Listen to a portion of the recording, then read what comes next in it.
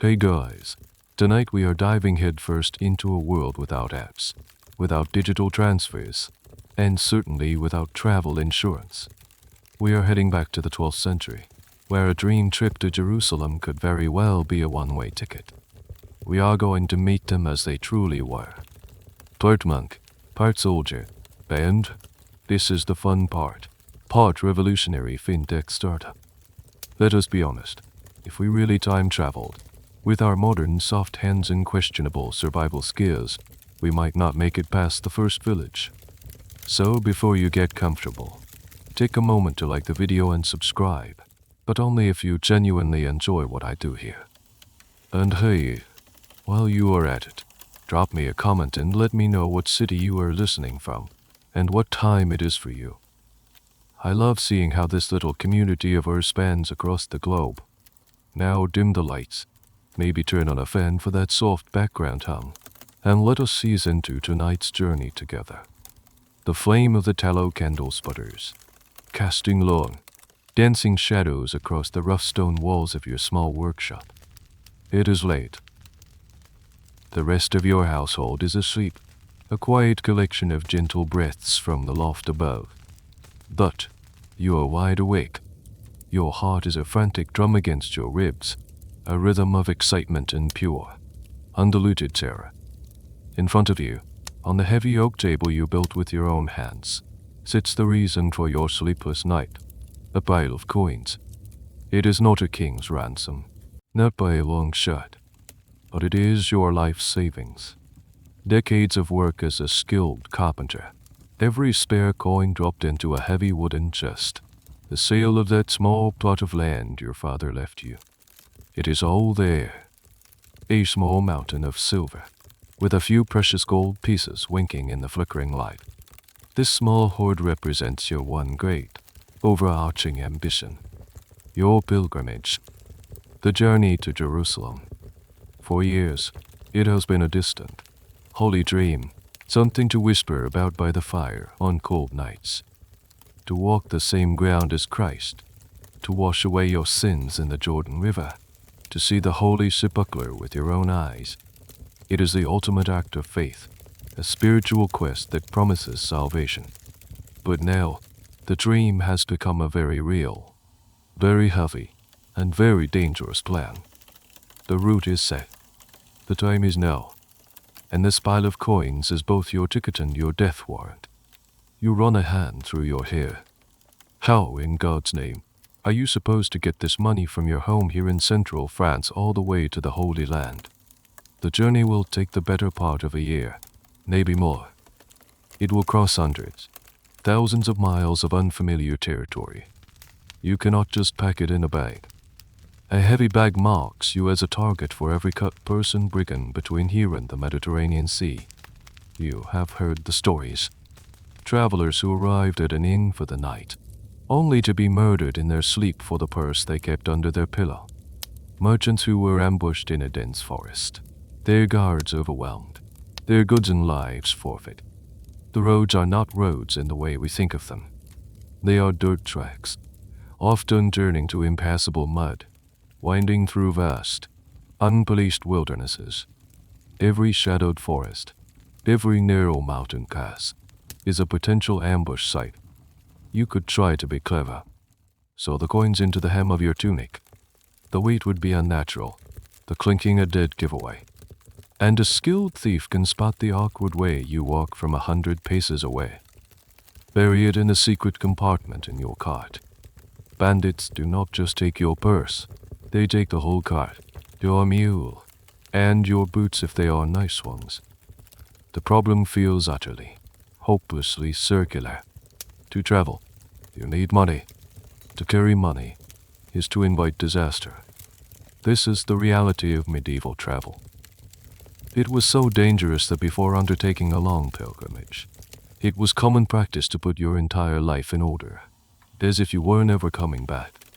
You are not just packing a bag, you are settling debts, forgiving old grudges, and writing up a formal document, a primitive will, dictating who gets the workshop, who gets your tools, just in case. The statistical probability of your return is To put it mildly, not encouraging. You look at that pile of silver and gold, and you do not see the inns you will stay at or the food you will buy. You see a giant, gleaming target painted on your back. And why are you even doing this? Historians still debate the true motivations of the average pilgrim. Was it purely for piety, a soul-cleansing act of devotion? Or was it also a matter of social climbing? Returning from Jerusalem made you a local hero, a man of immense spiritual standing. Was it a chance to escape a troubled past, or perhaps even a subtle way to engage in a bit of trade on the side? You, sitting there in the candlelight, probably could not even give a straight answer. It is a tangled mess of faith, fear, ambition, and a deep, gnawing anxiety. The calling in your soul is holy, but the journey to answer it is mired in the most profane of worries. You blow out the candle, plunging the room into darkness. The weight of the coins on the table feels like it is pressing down on your very soul. There has to be a better way. You lie in the dark, the straw-stuffed mattress rustling beneath you. Sleep is a distant country you cannot reach. Your mind, O mind, now freed from the distraction of the candlelight, begins to paint vivid, unwelcome pictures of the road ahead. You can almost feel the journey, and it feels like a series of impossible traps. First, there are the forests just a day's ride from your own home. You know them well, but you also know who else lives there. Not monsters or goblins from children's tales, but men. Desperate men. Farmers whose crops failed. Blacksmiths with no work. Young men with no inheritance and a taste for easy silver. They lurk in the thickets, armed with little more than a rusty axe or a heavy club, waiting for a lone traveler who looks just a little too prosperous. They are not evil masterminds. They are your neighbors, driven by hunger. And that, somehow, makes it worse. They know you. They might even know you sold that plot of land. Let us say you survive them. You push on, and soon you cross the invisible line into the domain of a new lord. Here, the danger changes. It becomes official. Every bridge has a toll. Every town gate has a fee. But the line between illegal tax and open extortion is thinner than a spider's thread. You have heard tales of robber barons, petty nobles who built their castles overlooking key trade routes for the sole purpose of shaking down anyone who passed. They do not hide in the woods. They sit in their drafty halls, surrounded by thuggish men-at-arms, and demand a safety fee. You pay it, or their men will escort you into a dungeon where you will be forgotten by the world. How is that any different from a common bandit? The only distinction is that the baron has a flimsy piece of parchment from some higher authority, and a much bigger gang. This is a point historians still argue about today. What was the greater financial drain on a medieval traveler? Was it the threat of illegal, violent robbery by outlaws? Or was it the endless, semi-legal bleeding of funds through tolls, taxes, and fees demanded by every petty lord whose land you had to cross?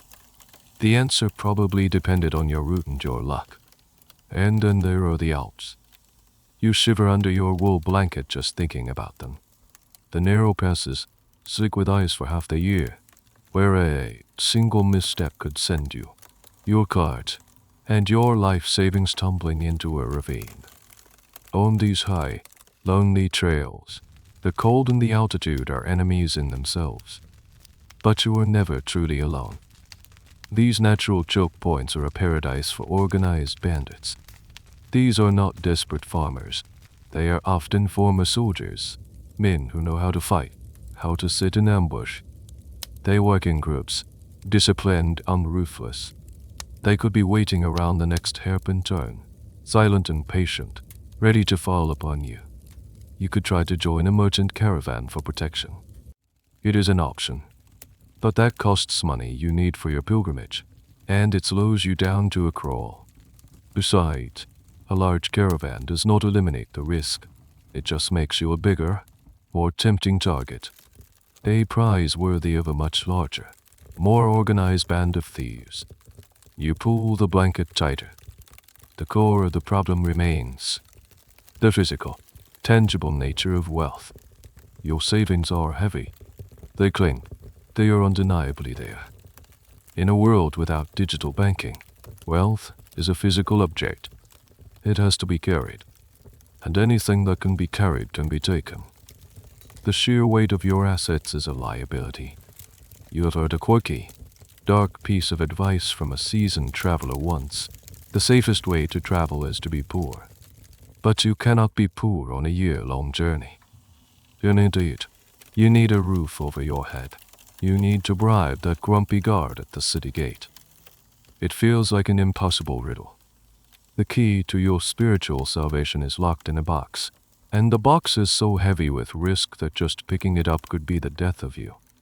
Lying there in the oppressive darkness, a sense of utter defeat washes over you. The dream of Jerusalem feels like it is slipping away, not for a lack of faith, but for a lack of a practical, workable plan. It is a failure of logistics. Just as you are about to drift into a troubled, anxious sleep, a memory surfaces. A fragment of a conversation you overheard at the market a few weeks ago. Two merchants, speaking in low, serious tones. They were not talking about bandits or robber barons. They were talking about a third way. They knew it. They mentioned a name, a group of men who are said to be different. They were monks, but they carried swords.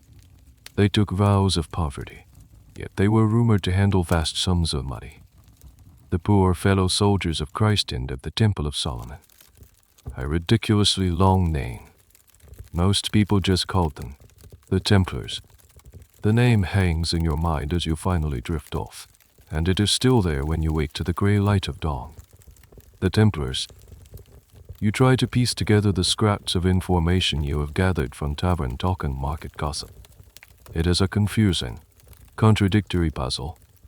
They are a religious order, like the Benedictines who chant their prayers in the monastery on the hill. You know this because they wear the simple white mantle of a monk, a symbol of purity and a vow of poverty. But then, stitched onto that white mantle, is a stark, blood-red cross. The cross of a crusader, the cross of a warrior. And they do not just carry prayer books. They carry long swords, lances, and heavy kite shields. They are men of God who are also professional soldiers. It is a bizarre combination, like a blacksmith who is also a baker. The two professions do not seem to mix. You have heard they were founded a few decades ago, in Jerusalem itself. A small band of French knights, led by a man named Dukes de P.D.N.S. Their stated purpose was noble, almost impossibly so, to protect Christian pilgrims on the dangerous roads of the Holy Land. The last leg of the journey, the road from the port city of Jaffa to Jerusalem, was notoriously infested with bandits. These knights vowed to make it safe. A simple, honorable mission. The king of Jerusalem was so impressed he gave them a headquarters right on the Temple Mount, in a wing of the Al-Aqsa Mosque, which the Crusaders believed was the site of Solomon's temple. Hence, the Temple of Solomon part of their name. But the stories you hear now go far beyond just a handful of holy bodyguards in a distant land. They are here. In France, they have a preceptory, a sort of local headquarters, just a day's ride from your town. It is not a secret. Everyone knows about it. People donate land to them, bequeath money in their wills. They are respected, even feared. When a Templar knight rides through town, silent and stern in his white mantle, people get out of his way. This is where the contradictions really start to pile up. They take a vow of personal poverty. A Templar knight owns nothing. Not his horse, not his armor, not even the clothes on his back. It all belongs to the order. Yet the order itself is rumored to be getting wealthy. Very wealthy. How can an organization be rich if all its members are poor? It is a riddle that makes your head ache.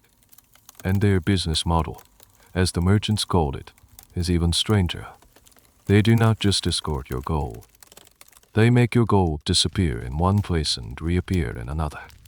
It sounded like magic, like some kind of sorcery. The other merchant adjusted him, glancing around nervously. People are wary of things they do not understand. But the more you think about it, the more a sliver of hope cuts through your anxiety. What if it is not magic? What if it is a system? You are a carpenter. You understand systems. You know how a series of carefully cut joints and pegs can create a structure far stronger than any single piece of wood. What if these Templars have built something? A structure of trust and logistics that spans the continent. A fascinating little detail that most people do not know, and one that historians still debate the symbolism of, is the Templar seal. It often depicted knights riding on a single horse. The official story was that it symbolized their vow of poverty and brotherhood. They were so poor at the start, they had to share a meal. But cynical modern scholars and their medieval counterparts whispered a different interpretation. It was a clever bit of branding, an advertisement of their humility to encourage donations. A kind of poverty marketing. Looking back, it is a bit like a modern tech billionaire wearing the same hoodie every day to seem more grounded. You get out of bed, your decision hardening with the morning light. The fear is still there, a cold knot in your stomach, but now it is mixed with a spark of desperate curiosity. You cannot stay here, paralyzed by the problem of your money. You cannot embark on the journey knowing you are a walking treasure chest. You have to investigate this third option. You have to go and see these 吃见的银行家 for yourself. You will pack a small bag for a day trip. You will not take your life savings. Of course, just enough for the road. You will ride to the Templar Preceptor Y. You will stand at their gate and ask your questions. What is the worst that can happen? They turn you away. It is a better fate than being gutted for your coin purse in some nameless stretch of forest. You pull on your boots, your movement now decisive. The shadows in your workshop no longer look like lurking threats. They just look like shadows. For the first time in weeks, you feel like you have a plan. Or at least, the beginning of one. The ride to the Templar Preceptor Y takes you through familiar countryside, but today you see it with new eyes. Every grove of trees seems a little deeper, every bend in the road a little more menacing. You are acutely aware of your own vulnerability, a feeling that solidifies your decision with every hoofbeat. By midday, you see it. It is not what you expected. You had pictured something like the monastery on the hill near your town. Graceful, spiritual, with thin spires reaching for heaven and the sound of bells drifting on the wind. This is not that. The Templar Preceptor Y sits on a low, strategic rise, commanding a view of the surrounding farmland and the main road. It looks less like a house of prayer and more like a fortress. The central building is a sturdy, thick-walled stone structure, more keep than chapel, with narrow slit windows that are clearly designed for archers, not for letting in the light of God. The whole complex is enclosed by a formidable wooden palisade, and beyond that, a deep, wide ditch. There is a single, heavily reinforced gate. It is a place built for defense and control. This is not a sanctuary for quiet contemplation. It is a secure compound. As you get closer, you see the second surprise. This place is a hive of activity. It is not just monks and soldiers. You see farmers driving ox carts laden with grain, blacksmiths hammering away in a smoky forge, stable hands tending to rows of powerful-looking war horses, and lay brothers, men who join the order for work, not for combat, directing the whole operation with an air of quiet efficiency. This is not just a military base. It is a massive, fully operational agricultural enterprise. A giant farm. You realize that a preceptor Y like this is the fundamental economic unit of the Templar Order. They were granted vast tracts of land all over Europe by wealthy patrons. But unlike some absentee landlords, the Templars managed these lands directly and with incredible skill. They were agricultural innovators. employing the latest farming techniques like the three-field crop rotation system far more effectively than their feudal neighbors. They cleared forests, drained marshes, and established vineyards and mills. The result was a huge surplus of goods, grain, wine, wool, which they could then sell, generating a steady, reliable stream of income for the order. This is a key point often overlooked. The Templars' financial empire was not just built on donations or banking fees. Its foundation was literally the earth itself. They were among the most efficient and productive farmers and land managers in all of Europe.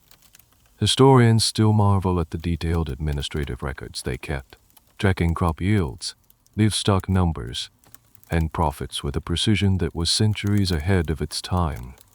You dismount near the gate, feeling a bit intimidated. A stern-looking man in a plain brown tunic, a lay brother, approaches you. His face is weathered, his hands calloused. He does not ask who you are, but simply looks at you with a questioning gaze that seems to peel back your layers of intention. I wish to speak with someone, you stammer, feeling foolish. About a journey to the Holy Land. The brother's expression does not change. He gives you a slow, deliberate nod, as if he has heard this exact request 100 times before. Wait here. He disappears back inside the gate, leaving you to observe the controlled chaos. Everything here runs on a schedule. There is no wasted effort, no idle chatter. It has the discipline of a military camp combined with the productivity of a well-run business. One of the more peculiar rules of the Templar Order, which you would not know, was a strict ban on most forms of recreation. No hunting with hawks or dogs, except, strangely, for lions, no gambling, no frivolous games. All their energy was channeled into two things: prayer and work. This intense focus is what made their operations so incredibly efficient. After a few minutes that feel like an hour, the lay brother returns. He gestures for you to follow. You lead your horse through the gate and into the main courtyard. The sounds of the forging in the farm grow louder. The air smells of hay, horse manure, and burning coal. It is a purely functional space, devoid of any decoration save for the stark red crosses painted on shields leaning against a wall. He leads you not to a chapel, but to a building that looks like an administrative office. He opens a heavy wooden door and ushers you inside. The room is small and sparsely furnished. A solid table, 2 stools, and shelves filled not with holy books, but with scrolls and stacks of what looks like parchment ledgers. Sitting at the table is a man in the full white mantle of a Templar knight. He is not polishing a sword or praying. He is writing, his quill scratching methodically across a sheet of parchment. He does not look up immediately, finishing his line of script with intense concentration. He is a warrior, yes, but at this moment, he looks more like an accountant. He finishes his sentence, carefully places the quill in its pot, and then lifts his head. His gaze is direct, and Irvingwam so. This is a man who has seen battle. It is etched in the fine lines around his eyes and the set of his jaw. But his eyes are clear and intelligent, not just fierce. He is old enough to have authority, but young enough to still possess a formidable physical presence. He gestures to the stool opposite him. "You are planning a pilgrimage," he says. It is not a question. You nod, swallowing hard. "Yes, my lord. To Jerusalem." "And you have deserts," he continues, his eyes flicking for a moment to your well-made leather boots and the decent quality of your tunic. He can read your relative prosperity in a single glance, and you fear for their safety on the road. Again, you just nod. He seems to have understood your entire life's dilemma without you having to say more than a few words. This efficiency is both a relief and slightly terrifying. He leans back slightly, his mantle shifting. "What you have heard is true. We can help. But it is not magic. It is a matter of trust and order. We are an order. After all," He pulls a small, blank piece of parchment towards him. The process is simple. You will entrust your assets to us. Here, the commander of this preceptor will assess their value. We will take them into the Order's treasury. They will no longer be yours. They will belong to God in the temple. Your heart sinks. So it is just a donation. You give them everything and arrive in the Holy Land a beggar. You must have misunderstood. Your face must have fallen because a ghost of a smile touches his lips. Patience, he says, holding up a hand. In return for your gift, we will give you this. He gestures to the blank parchment. A letter of credit. A piece of paper.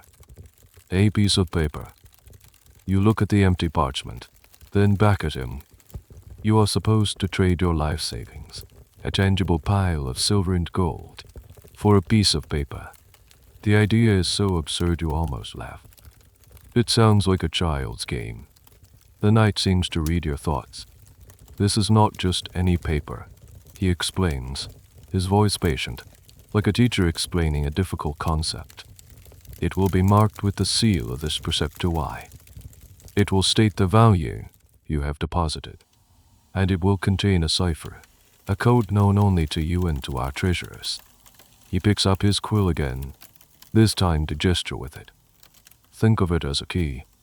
When you arrive in Acre, or Tyre, or Jerusalem, you will find one of our preceptor is. You will present this letter. Our brother there will check the seal. He will ask you for the cipher. If the seal is true and the cipher is correct, he will open the Order's treasury to you and give you the same value that you deposited here. He leans forward, his voice dropping slightly.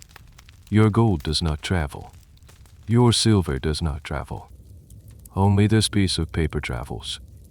It has no value to a bandit. He cannot read the cipher. He cannot fake the seal. To anyone but you and us, it is worthless. But to you, it is everything.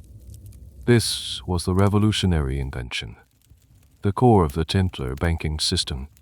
Historians consider this system of credit notes to be a direct forerunner of the modern traveler's check.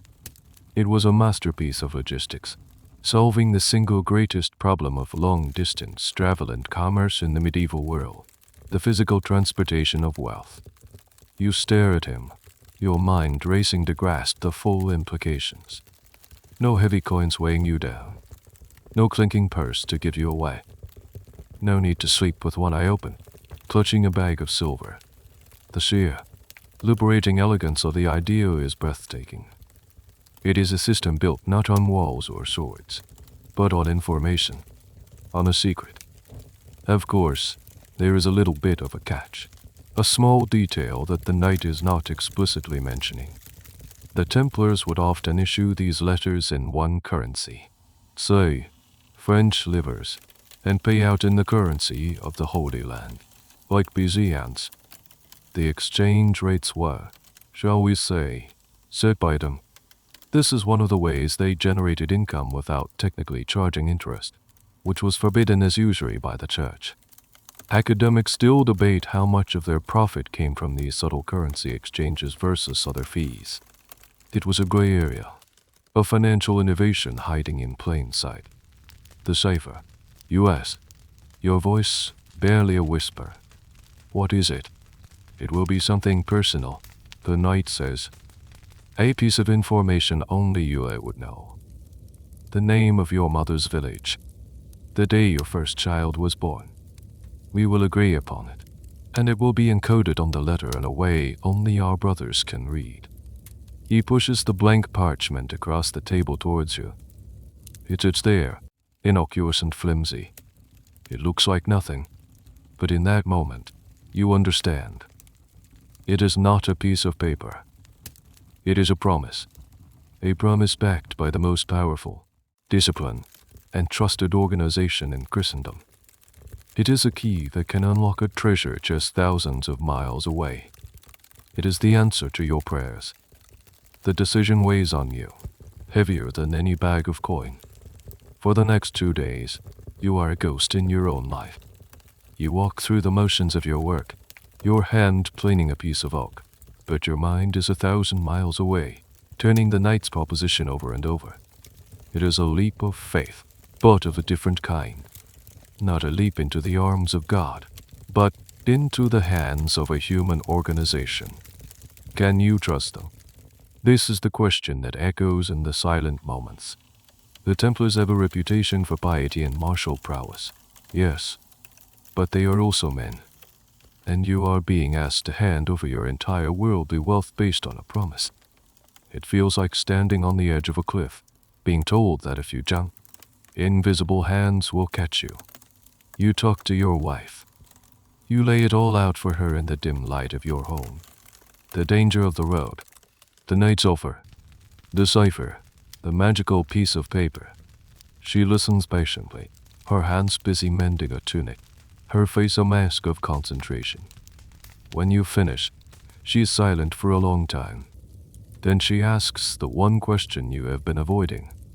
And if they are not there, if this preceptor Y in Jerusalem does not exist, or if they refuse, it is the heart of the matter. Your trust is not just in the knight you met. It is in the entire, unseen network. You have to believe that the brother in Acre, a man you have never met, a man who has no personal connection to you, will honor a piece of paper from a brother in France. You have to trust the system. In the end, it is not a matter of logic, but of alternatives. You weigh the two cliffs. On one side, the leap of faith into the Templars' system. On the other, the certainty of facing bandits, robber barons, and 1,000 other perils with a bag full of silver. You are choosing between a calculated risk and a path of near certain disaster. So you do it. A week later, you return to the Preceptor Y. This time, you are not on your light-footed horse. You are driving your sturdy work cart, the one you usually use for hauling lumber. But today, hidden beneath a false bottom you painstakingly constructed, is the heavy wooden chest containing your life's savings. The cart groans under the weight. Your knuckles are white as you grip the reins. You are met again by the same lay brother at the gate, but this time, he seems to be expecting you. He leads you and your cart into a secure inner courtyard, away from the prying eyes of the farm workers. The knight you spoke with emerges, along with another, older man, the commander of the Preceptor Y, his face a roadmap of sun and time. The process is solemn and methodical. You open the chest. The commander and the knight do not so much as blink at the sight of the coins. There is no gasp of avarice, no glimmer of greed in their eyes. This, more than anything, reassures you. To them, this is not a windfall. It is an administrative task. They are merely cogs in a great machine. They count the money. Not once, but 3 times. They weigh the gold and silver on a small, precise scale. They note everything down in a thick ledger, the same one you saw the knight writing in before. The scratching of the quill is the only sound in the courtyard, a counterpoint to your own frantic heartbeat. This is where another one of those quirky little historical details comes in. The Templars were meticulous record keepers. While many people, even nobles, were illiterate, the Templars' administrative class was highly educated. They developed a sophisticated accounting methods to manage their vast and complex holdings. Some historians argue that their detailed ledgers and balance sheets were a crucial step in the evolution of modern accounting. They were not just warriors, they were Europe's most organized data entry clerks. When the accounting is done, the commander turns to you. The cipher, he says, his voice gravelly. A word, a name, a date, something your mind will hold, but your tongue will not speak to any other. You've thought about this for days. You give him the name of the small, forgotten village where your father was born, a place no one in your current life would know. The knight writes it down, but not in plain letters. He uses a series of symbols and dots, a code that looks like gibberish to you. This is their internal encryption, another layer of security. Then, He takes a fresh piece of high-quality parchment.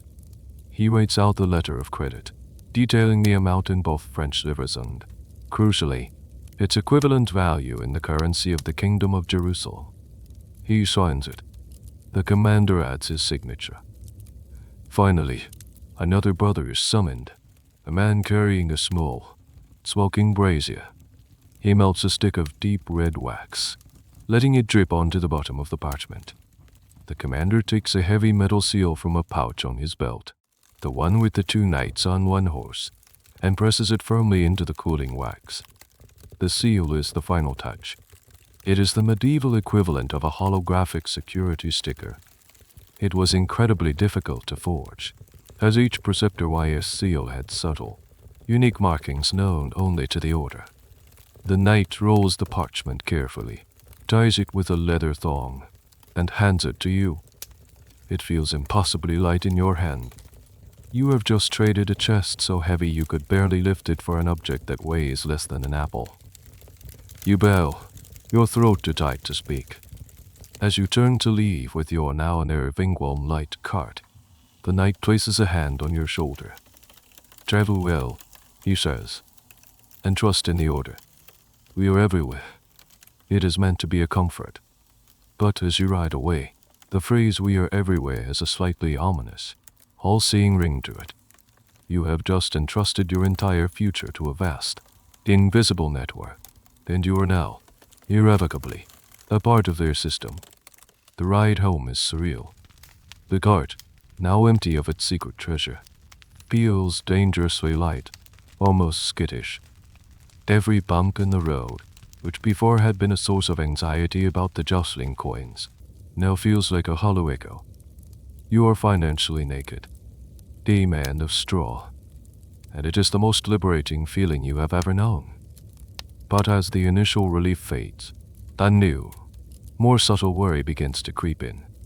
The knight's parting words, "Trust in the order," replay in your mind. You trusted them with your money, yes, but what did you get in return? A promise. And what did they get? Your entire life savings, sitting in their vault. Right now. Today.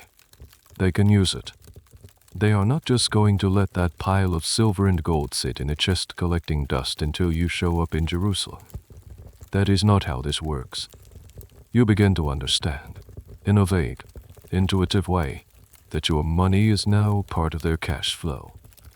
Your deposit here in France allows them to pay for a shipment of timber, to fund the purchase of a new warhorse, or to lend money to a local lord who needs to finance a small war. Your assets are now working for them. And this is where the genius and the controversy of the Templar financial system truly lies. They had to make money, but as a religious order, they were bound by one of the strictest laws of the medieval church, the prohibition of usury. Charging interest on a loan was considered a sin, a way of making money from time, which belonged only to God. It was forbidden. So how did a massive financial institution, which was in the business of lending and transferring money, make a profit? They became masters of the loophole. Financial ninjas who could navigate the complex rules of canon law.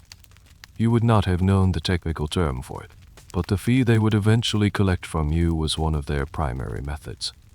When you cashed in your letter of credit in Jerusalem, they would not just hand you the money.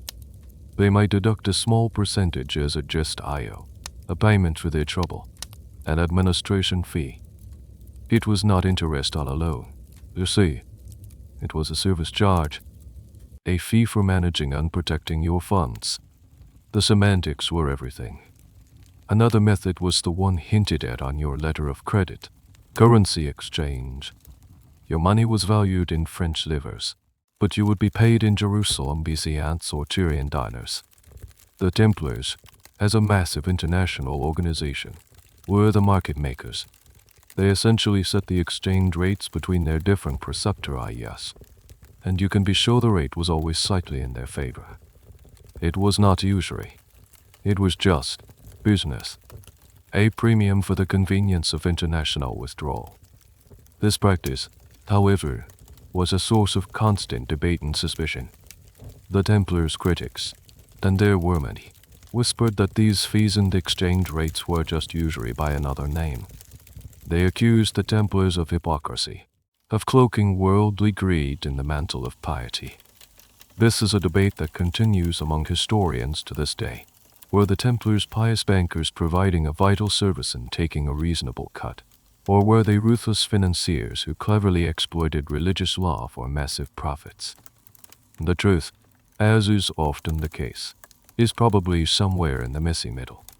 One of the more obscure and frankly bizarre services the Templars offered was acting as mortgage brokers, but with a twist.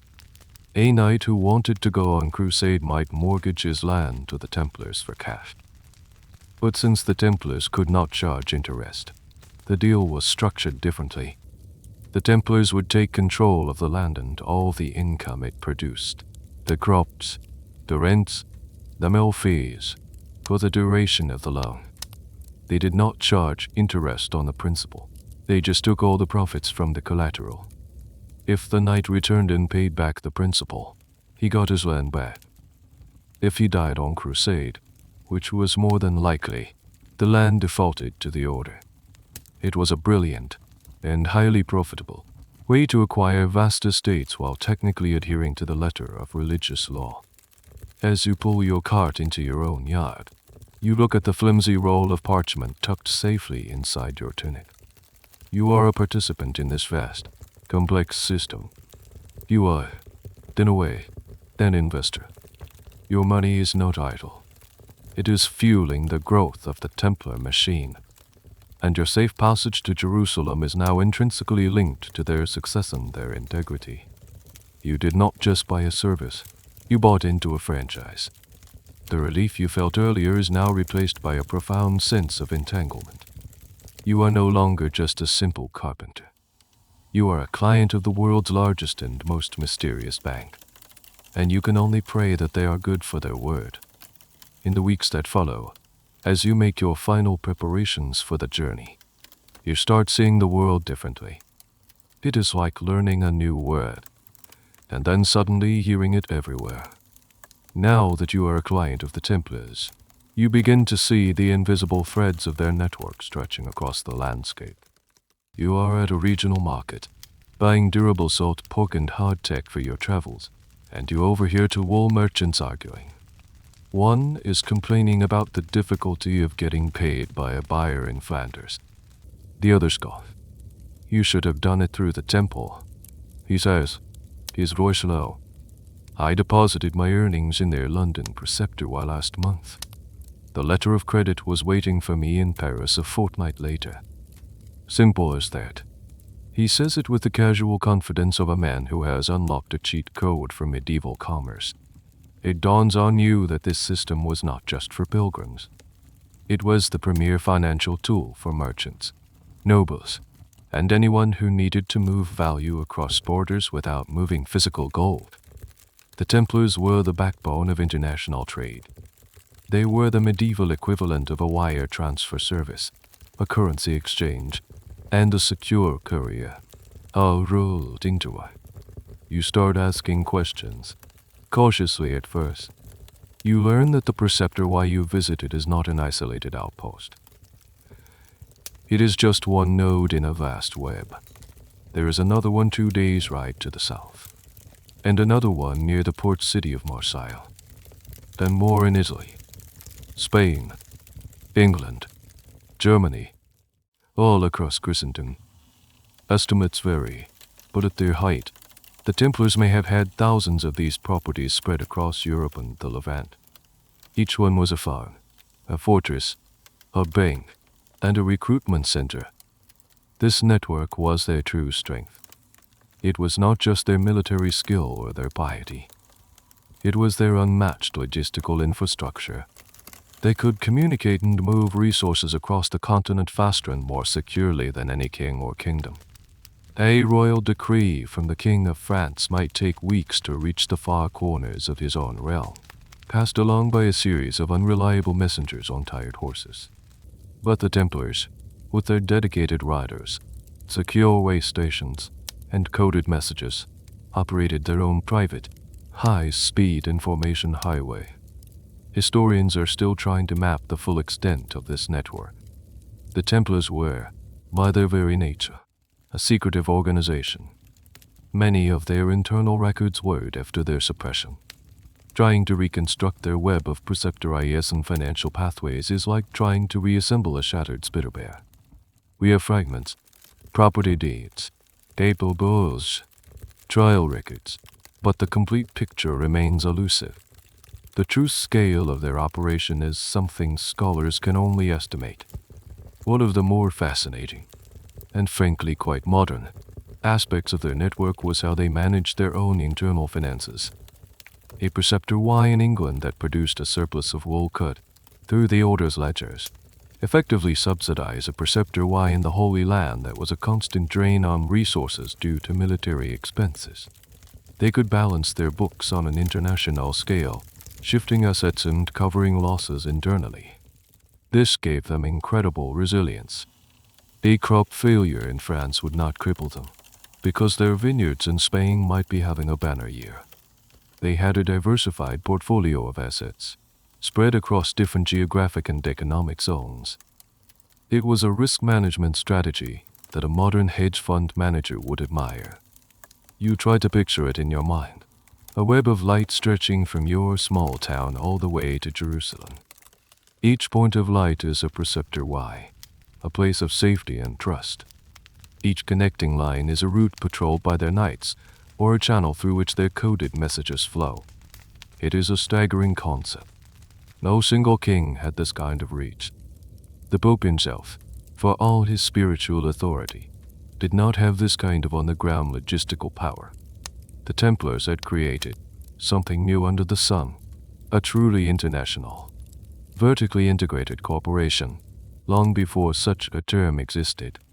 Your simple pilgrimage has now become something more. You are not just a traveler. You are a tiny parcel being sent through the most advanced postal system in the world. The piece of parchment you carry is your tracking number. The security of the entire network is now working for you. This realization does not entirely banish your fear. The journey will still be long and hard, but it fundamentally changes the nature of your anxiety.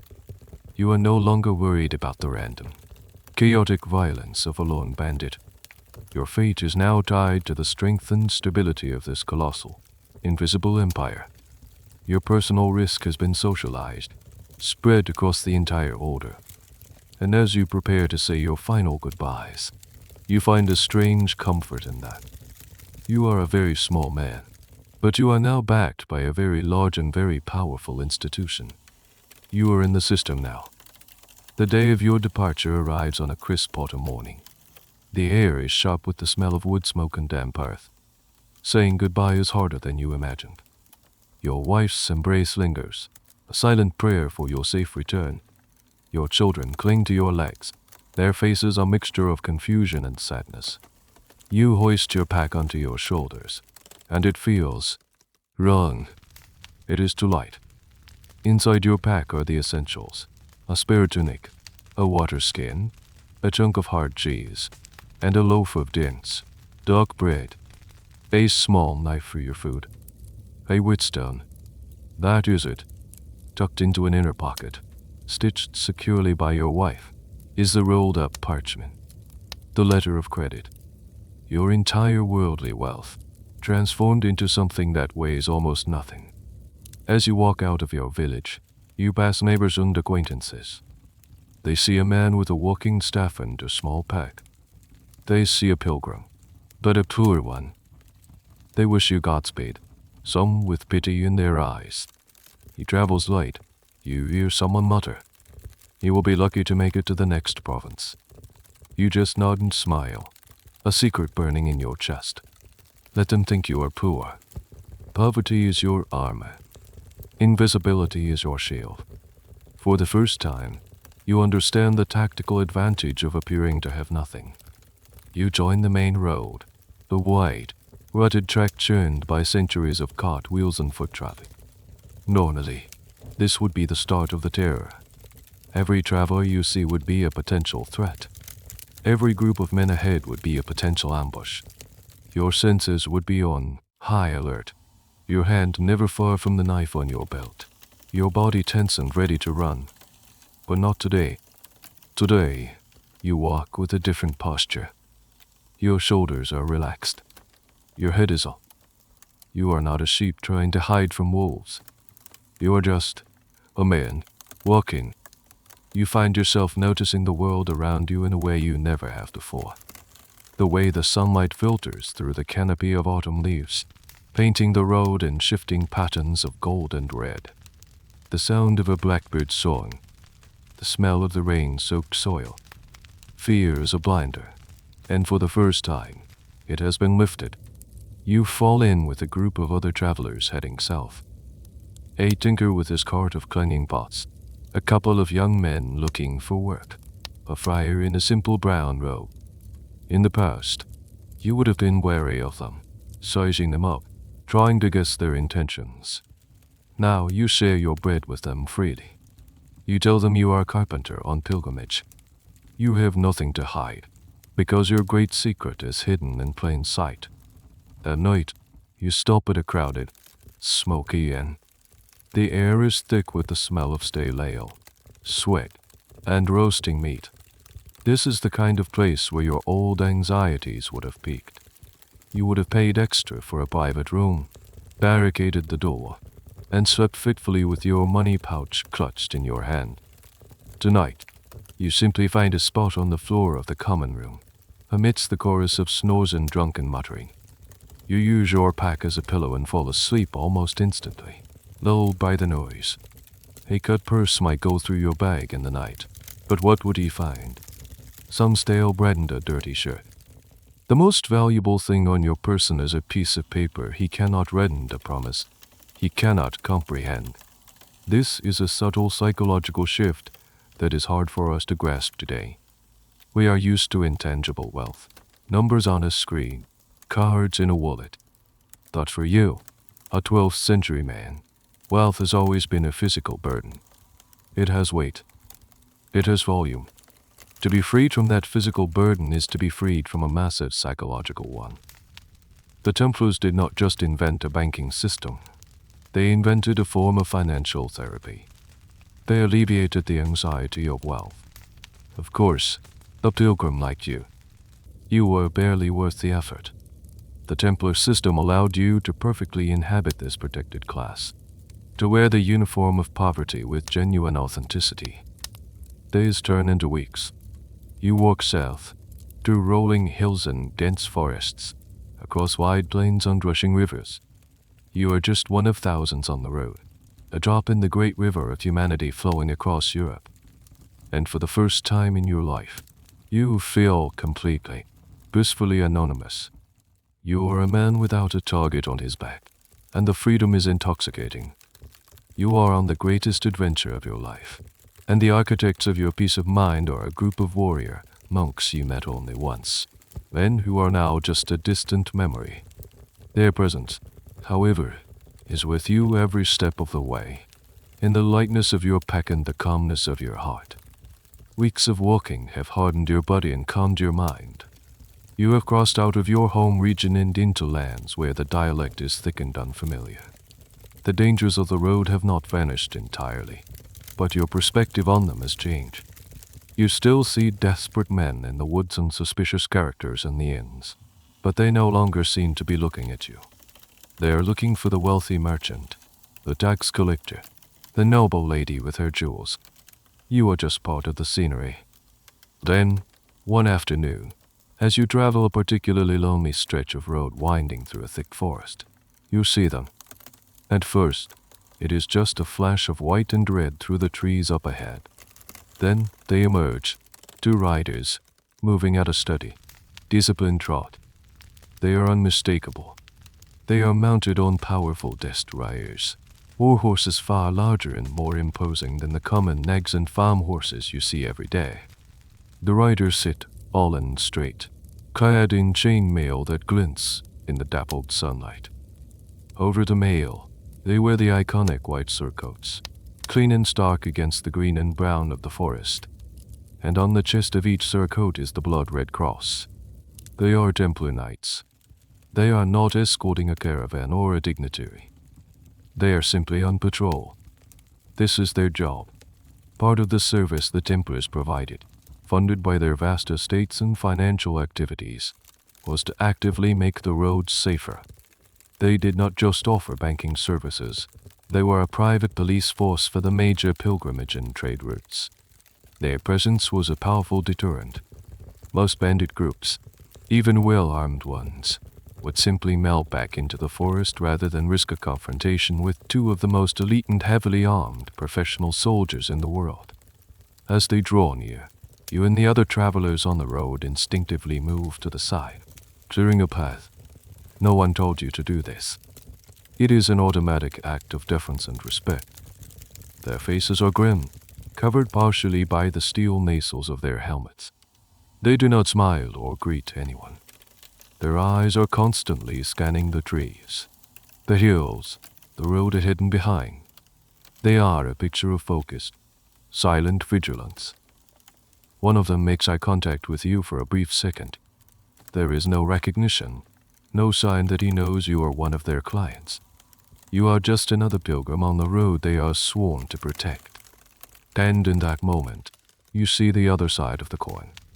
You have experienced their service as a banker. Now you are seeing their primary function as warriors. The two roles are inextricably linked. Their ability to offer secure financial services depended entirely on their fierce and martial reputation. You would not trust a banker who could not protect his own vaults. The Templars' vaults were the very roads of Christendom, and their guards were the best in the business. A strange and somewhat controversial aspect of Templar life was their internal hierarchy. While all knights were brothers, there was a strict class system. The knights, with their white mantles, were exclusively from the noble class. Below them were the sergeants, from lower social ranks, who wore black or brown mantles and formed the bulk of their fighting force. And below them were the lay brothers and chaplains. The man you met at the Preceptor Y was a full knight, a member of the elite. These men on the road could be knights or sergeants, but to a traveler like you, the distinction is meaningless. They are the Templars. They are the authority here. Historians debate how effective these patrols really were. Did they significantly reduce crime, or were they more of a symbolic presence? It is impossible to know for sure, as crime statistics from the 12th century are non-existent. But the perception at the time was what mattered. People believed the Templars made the roads safer, and so they used the routes the Templars patrolled. This, in turn, funneled more commercial and pilgrim traffic past Templar Preceptor IES, creating a self-reinforcing cycle of security and business. The two knights pass you, their horses' hooves thudding softly on the dirt road. They do not look back. They continue their steady, relentless patrol, disappearing around a bend. But the atmosphere on the road has changed. The other travelers seem to walk a little taller.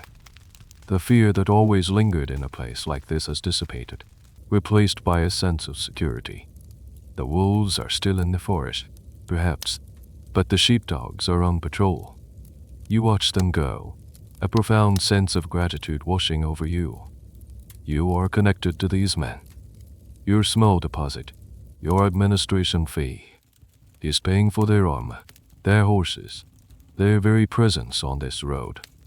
You are not just a passive recipient of their protection. You are a shareholder in the enterprise of security. You clutch the hidden parchment in your tunic. It is not just a letter of credit anymore. It feels like a membership card. A card that grants you access to a system of financial security backed by the unwavering, silent promise of those two figures in white and red. The bank tellers and the security guards are one and the same. And as you continue your journey, you walk with the renewed confidence of a man who knows that somewhere, just over the horizon, the armed auditors of his investment are keeping watch. The land begins to change. The rolling hills of central France flatten into plains, and the air starts to carry a new scent, a faint, briny tang that promises the sea. After months of walking, you finally arrive at the bustling port city of Marseille. And if you thought the Templar preceptor way back home was a hive of activity, it was a sleepy village compared to this. Marseille is a chaotic explosion of sound and smell. The cries of gulls mix with the shouts of sailors in a dozen different languages. The scent of salt and drying fish mingles with the exotic aroma of spices being unloaded from a newly arrived ship. The docks are a forest of masts, a tangle of ropes and sails. This is a gateway to the wider world, and you feel like a country mouse lost in a sprawling, bewildering city. Your goal is to find passage on a ship to the Holy Land, but as you navigate the crowded streets, you quickly realize the Templars are not just in Marseille. In many ways, they are Marseille's primary business. You see their red cross everywhere, on warehouses lining the waterfront, on the tunics of armed men directing traffic at the docks, and, most impressively, on the flag flying from the mast of a massive ship being loaded with supplies. You find their main commandery in the city. It is a huge, fortified complex, far larger than the one you visited before. It functions as a depot, a hotel, a hospital, and a bank, all at once. Pilgrims and knights gather here, preparing for the perilous sea voyage. It is the final staging ground for the journey to the east. Here, you witness the next phase of the Templar enterprise. Their logistical prowess was not limited to land. They had understood a fundamental truth. To control the pilgrim route, you had to control the sea lanes. So they built their own. At their height, the Templars owned and operated a massive fleet of ships. They had their own shipyards, their own captains, and their own private navy. Their largest ships, called dramans or buses, were the super freighters of their day, capable of carrying hundreds of passengers and tons of cargo. They were floating fortresses, crewed by experienced sailors and protected by a contingent of Templar sergeants and knights. This is a crucial and often underappreciated aspect of their power. While Italian city-states like Venice and Genoa are famous for their maritime empires, the Templars were one of their biggest competitors. They offered a complete, end-to-end travel package. You could deposit your money with them in London or Paris, travel across Europe under their protection, and then board one of their ships in Marseille for a direct, secure passage to the port of Acre in the Holy Land. It was the world's first all-inclusive travel agency. You see it in action. A long line of pilgrims is boarding one of the Templar ships. They are orderly, their passage arranged and paid for through the commandery. Meanwhile, lay brothers are supervising an army of dock workers loading the ship's hold. But they are not just loading food and water. You see crates of weapons, barrels of arrows, and even disassembled siege engines being carefully winched aboard. The Templars did not just transport people. They were the primary logistics channel for the entire Crusader war effort. One of the more quirky services the Templars offered was livestock transport. A knight's most valuable possession was his warhorse, a highly trained and expensive animal. Getting a horse from Europe to the Holy Land was a nightmare. Many died or were injured on the long sea voyage. The Templars, with their large, specially designed ships, became the experts in equine transport. Their ships had specialized stalls and slings to keep the horses safe during rough seas. This service was another lucrative, if unglamorous, source of income. Historians still debate the exact size of the Templar fleet. Like much of their business, the records are incomplete. Did they own more ships than the King of France? Probably. Were they on par with the massive fleets of Venice? Perhaps not in sheer numbers, but in terms of efficiency and military capability, they were a force to be reckoned with. Their control of key ports like Marseille in France, Bari in Italy, and their ultimate headquarters in Acre gave them a strategic stranglehold on Mediterranean travel. You stand there on the docks, watching this massive, well-oiled machine at work, and your understanding of the order expands once again. They are not just bankers or farmers or road patrolmen. They are a maritime power. They have mastered logistics by land and by sea. The simple piece of parchment in your tunic seems to grow in significance with every new aspect of their operation you uncover. It is a key not just to a bank vault, but to this entire, sprawling, international network of transportation and security. Your own journey is no longer just a personal quest. You are part of a massive logistical flow, a human cargo being managed by the most sophisticated shipping company in the world. You approach the commandery to confirm your own passage, feeling less like an independent traveler and more like a parcel that is about to be loaded onto the next conveyor belt. And honestly, you are fine with that.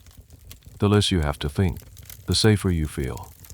The day you set sail, the sea is a sheet of brilliant, unforgiving blue.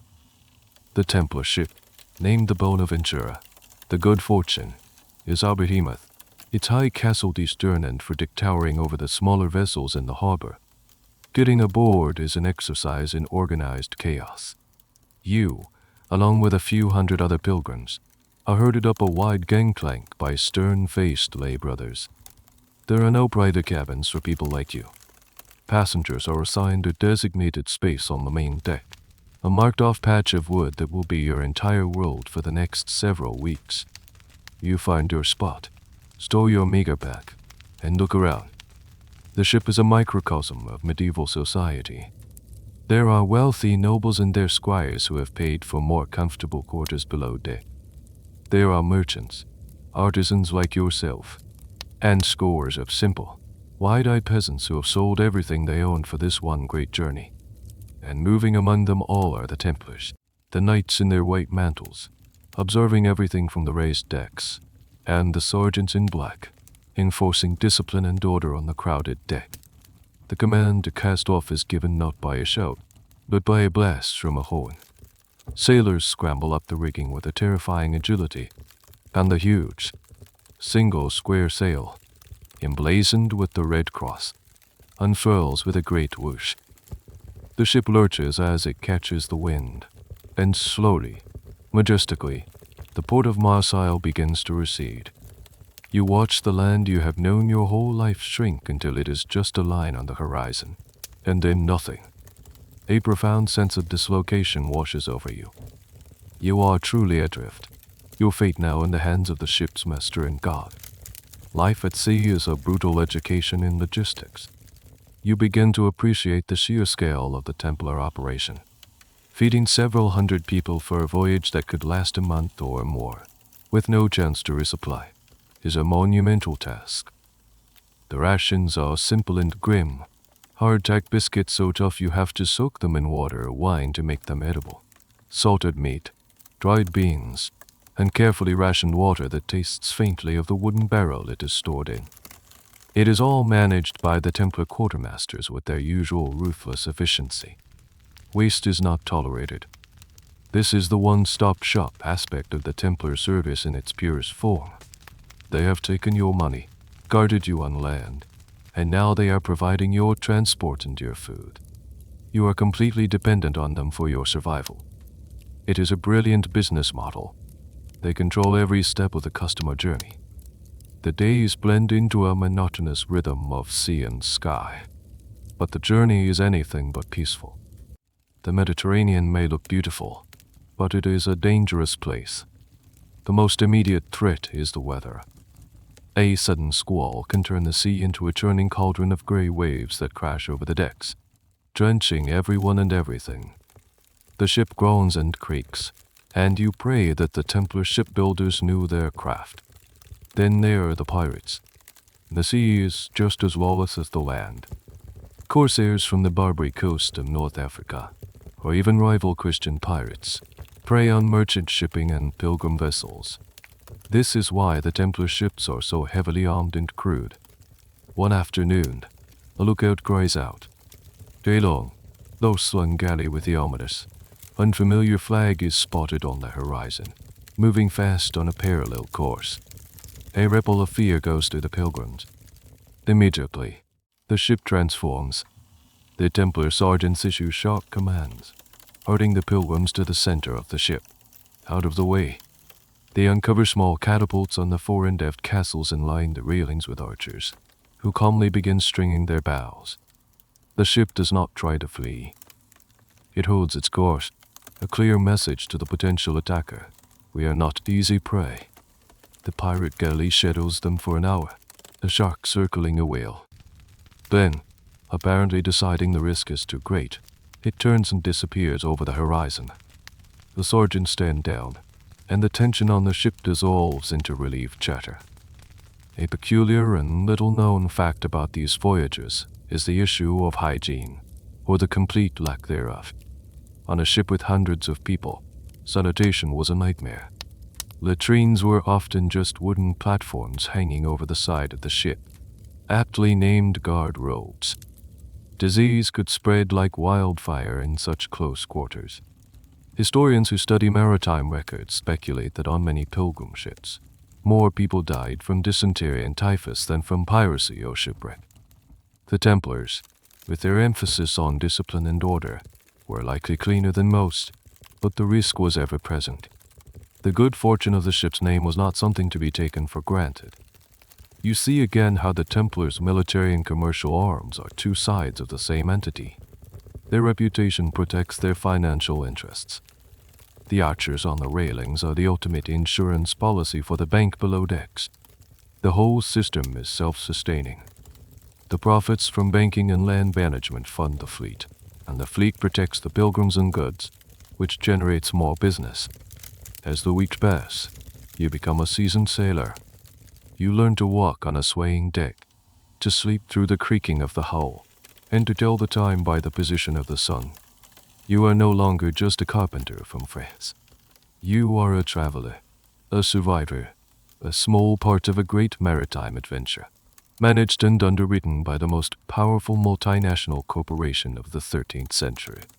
Your destination is getting closer, and your trust in the Red Cross on the sail above you has become absolute. It is your shield, your passport, and your guarantee of arrival. The first sighting of land is a moment of pure, unadulterated joy. A sailor's cry from the crow's nest, a faint, hazy line on the eastern horizon that slowly, over hours, resolves into the coastline of the Holy Land. A wave of emotion ripples through the ship. Pilgrims weep, they sing hymns, they fall to their knees on the deck and pray. After the vast, empty eternity of the sea, the sight of solid ground feels like a miracle. You sail into the Bay of Acre. If Marseille was a bustling gateway, Acre is the fortified headquarters of the entire Crusader project.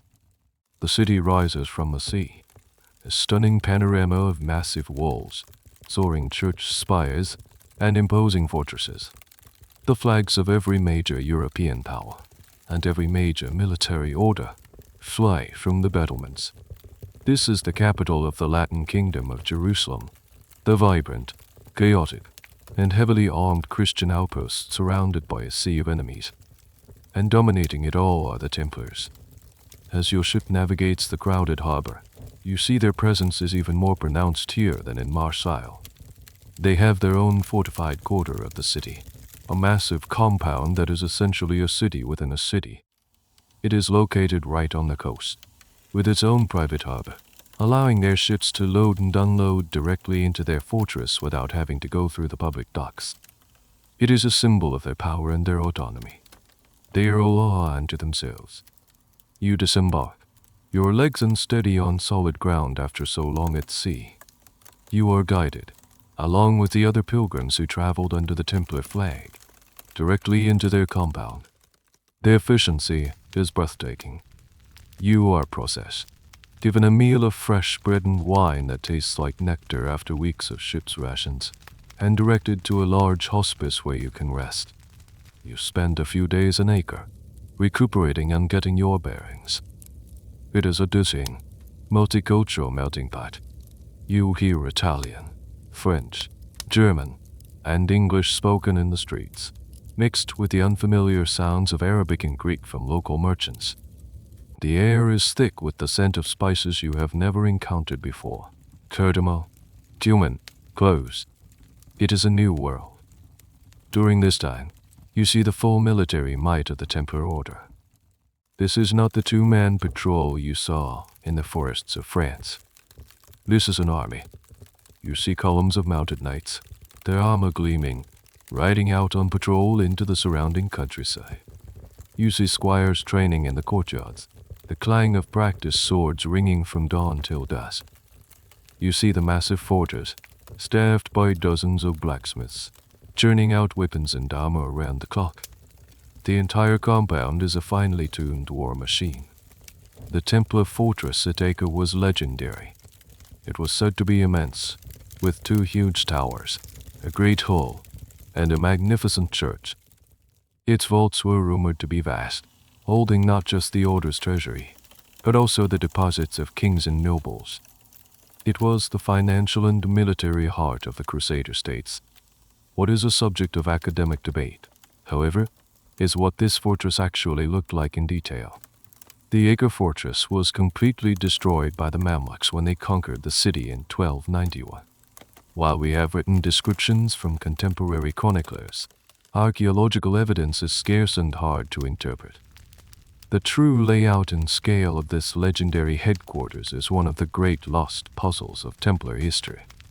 A quirky detail of life in the Crusader states was the Boulain, the name given to Christians who were born in the Levant.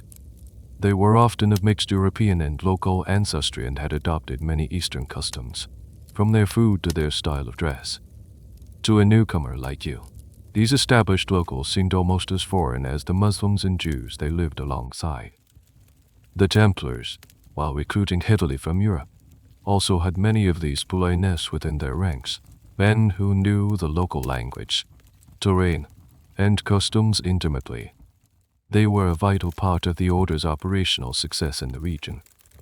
After a few days of rest, you know it is time for the final leg of your journey. Jerusalem is still 50 miles to the south, and the road is said to be the most dangerous of all. You have come this far under the protection of the Templar system. There is no question of how you will proceed. You will use their services to the very end.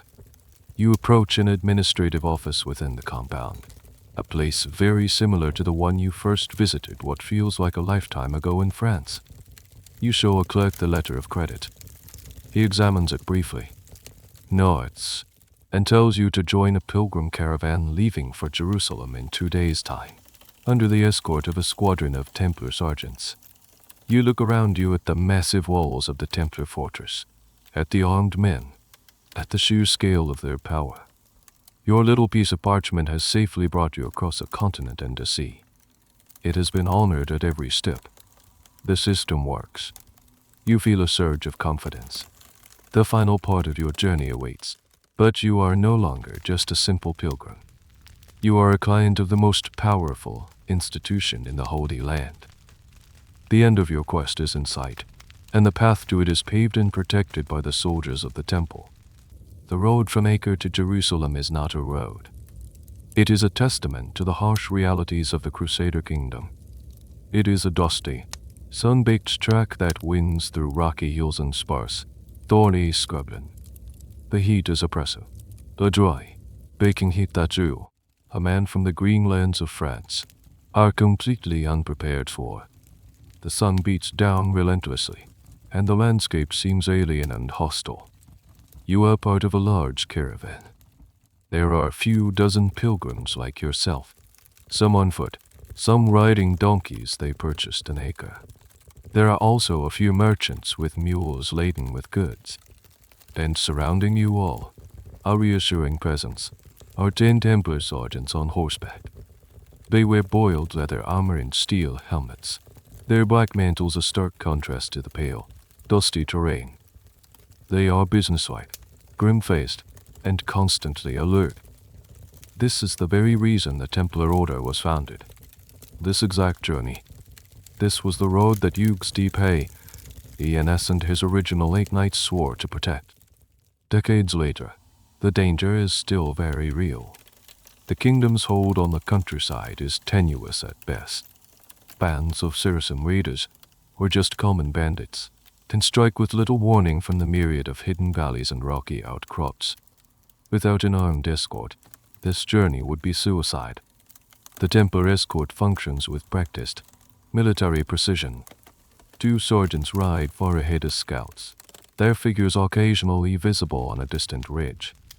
To ride in the rear, watching their back drill. The main body of 6 surrounds the caravan, their eyes constantly scanning the landscape. They do not speak to the pilgrims. Their focus is absolute. To survive in this environment, the Crusaders, and particularly the military orders like the Templars and the Hospitals, had built a series of castles and fortified way stations all along the major routes. These were not the grand residential castles of Europe.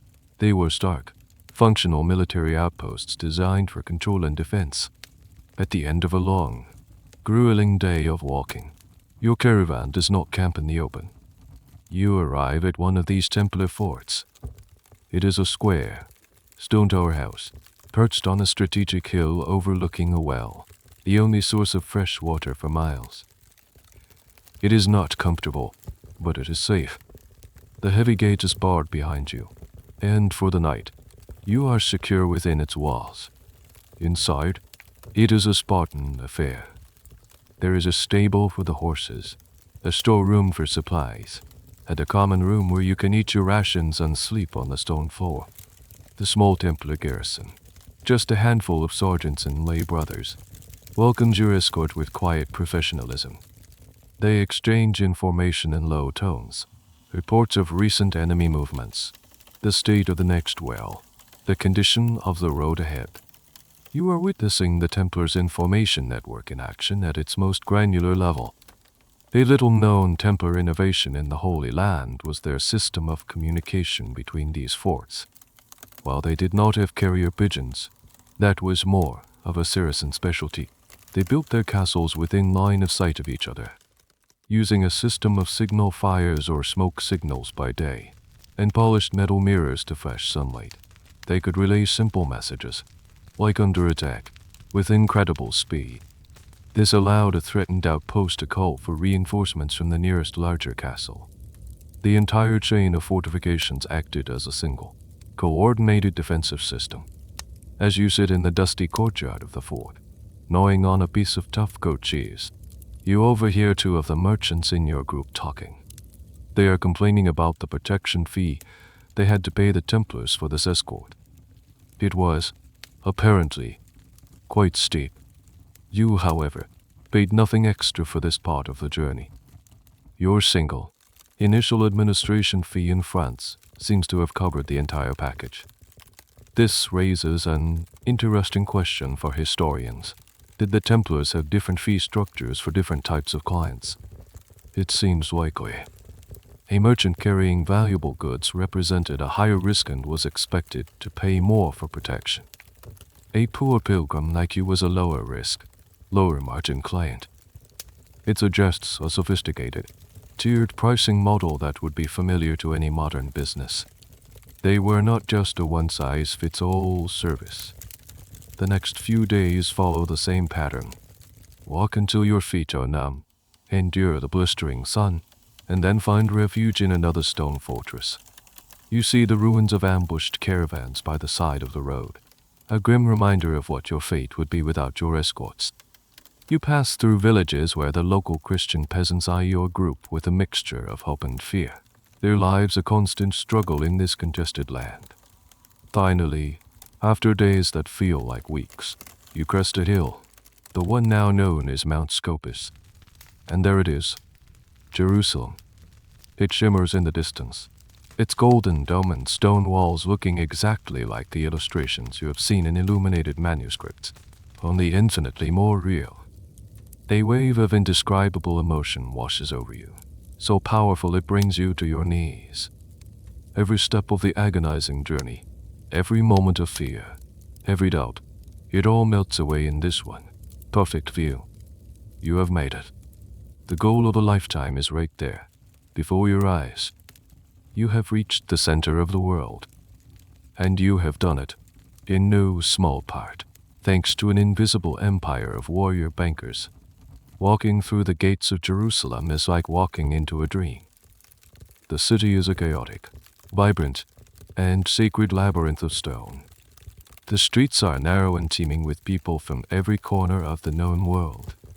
You see knights in shining armor, robed Orthodox priests with long beards, Armenian merchants, local Syriac Christians, and fellow pilgrims from every nation in Europe. Their faces a mixture of awe and exhaustion. The Templar escort leads your caravan directly through the winding streets to their headquarters. And if you thought their compounds in Marseille or Acre were impressive, you were mistaken. The Templars' base in Jerusalem is not just a building. It is a significant portion of the Temple Mount itself, the holiest site in the city. They occupy the Al-Aqsa Mosque, which they have converted into their administrative center and residence, and the massive subterranean structures beneath it, which they refer to as Solomon's Stables. This location is the entire basis for their name and their prestige. To be headquartered on the very site of Solomon's temple gave them an unparalleled level of spiritual authority. You are guided into this sacred and formidable space, a place where few laymen are ever permitted. The sheer scale of it is overwhelming. Hundreds of knights, sergeants, and staff move with purpose through the vast halls and courtyards. It feels like you have stepped into the heart of a secret kingdom. You are directed to a specific office, deep within the complex. It is a room that feels both like a treasury and a chapel. The air is cool and smells of old stone and beeswax. Behind a heavy wooden counter sits a Templar treasurer. He is an older man, his face lined with the cares of managing what must be one of the largest financial institutions on earth. He looks at you, his eyes patient but assessing. With a trembling hand, you retrieve the parchment roll from your tunic. It is grimy, sweat-stained, and softened from months of being carried against your body. It looks like a pathetic, worthless scrap. You hand it over. The treasurer unrolls it with practiced care. His eyes scan the document. First, he examines the wax seal. He holds it up to the light, looking at it from different angles. He is checking for the tiny, unique imperfections of the seal from your home Preceptor Y in France, markings that would be all but impossible to forge. This is the first layer of security. He seems satisfied. He then looks at the coded script on the parchment. He compares it to a large ledger he pulls from a shelf behind him. This is the second layer, cross-referencing the serial number or internal code of your letter with a master list sent by Templar couriers. These couriers, carrying encrypted messages, were the unsung heroes of the banking system, constantly updating the central treasuries with lists of issued and cashed letters. Finally, he looks up at you. The cipher, he says, his voice flat and businesslike. You take a deep breath. You speak the name of your father's village, a name you have not said aloud in almost a year. The treasurer makes no reaction. He simply consults the coded markings on your letter again. He makes a small tick mark in his ledger. He then turns and disappears for a moment into a heavily barred vault behind him. You wait, your heart pounding. This is it. The moment of truth. The culmination of the entire system. Will the promise made a continent and a lifetime away be honored here, at the center of the world? What if you remembered the name wrong? What if the knight in France wrote it down incorrectly? A dozen paranoid thoughts flash through your mind. The treasurer returns. He carries a small but heavy-looking leather bag. He places it on the counter with a solid, satisfying thud. He opens the drawstring and gestures for you to look inside. It is filled with the local currency, a mix of silver and the gold Byzants of the Crusader kingdom. The value you deposited, he says, less the order's fee for service. He has already deducted their commission. The administration fee. You do not even care. You reach into the bag and let the unfamiliar coins run through your fingers. They are real. It is real. The system worked. It actually, impossibly, worked. A wave of relief so profound it makes you dizzy washes over you. A curious little detail that modern researchers find fascinating is the Templar cipher system itself. Was it a single, universal code used by the entire order? Or did each preceptor Y have its own local variant? Was it a simple substitution cipher, or something more complex? The Templars were so successful at keeping their secrets that even after their archives were seized and their members tortured during their trial, the full details of their encryption methods were never fully revealed. The specifics of how your personal cipher was encoded and decoded remains a subject of intense academic speculation. You stammer your thanks to the treasurer. He just gives a slight, almost imperceptible nod. To him, this is a routine transaction, one of dozens he will perform today. He is just a cog in the machine. But to you, it is a miracle. You gather the bag of coins, its weight both a comfort and a renewed source of minor anxiety. You are no longer a penniless pilgrim. You have funds. You can find a proper room at an inn, eat a hot meal, buy a few souvenirs to take home. Your pilgrimage is not just a spiritual success, but a financial one. You walk out of the Templar headquarters and back into the dazzling, chaotic streets of Jerusalem, a free man. You have successfully completed a transaction across the known world, using a piece of paper and a secret word, all thanks to the 时间的银行家. Now that you have money in your purse, Jerusalem opens up to you in a new way. You are no longer just a wide-eyed, penniless pilgrim, dependent on the charity of the church or the efficiency of the Templars. You are a customer. You can participate in the city's vibrant economy. You secure a small, clean room in a hostel near the Jaffa Gate, and for the first time in a year, you sleep in a real bed. Over the next few weeks, you immerse yourself in the life of the holy city. You walk the Via Dolorosa, your heart heavy with reverence. You stand in awe before the Church of the Holy Sepulchre, the air thick with incense and the murmuring of prayers in a dozen languages. You have fulfilled the dream that sustained you through the long, hard journey. But as a practical man, you also observe the worldly mechanics of the city around you. And you begin to notice that the Red Cross of the Templars is not just on their fortress. Their influence permeates everything, especially the highest detailed tons of power. One day, you see a procession of French nobles, resplendent in their silks and velvets, entering the Templar headquarters. They are not here as pilgrims. They are here on business. You see royal messengers, their tunics bearing the crest of the King of England or the Holy Roman Emperor, coming and going from the Temple Mount. You realize with a jolt that your own small transaction was just a drop in the ocean of their financial activities. You were a retail customer. These men are their corporate clients. The Templars had become the de facto bankers to the royalty and high nobility of Europe. It made perfect sense. If you were a king planning a crusade or a war, you needed to transfer enormous sums of money to the east to pay your soldiers and buy supplies. You could not just load a ship with gold. The risk of shipwreck or piracy was too great. So you would deposit your funds in the Templar treasury in Paris or London. The Templar master in the Holy Land would then advance you the credit from their own massive reserves. It was the only system large enough and secure enough to handle such transactions. They became the trusted financial advisors and treasurers for popes and kings.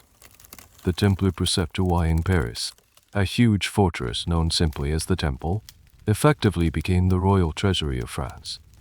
The king did not keep his state funds in his own castle.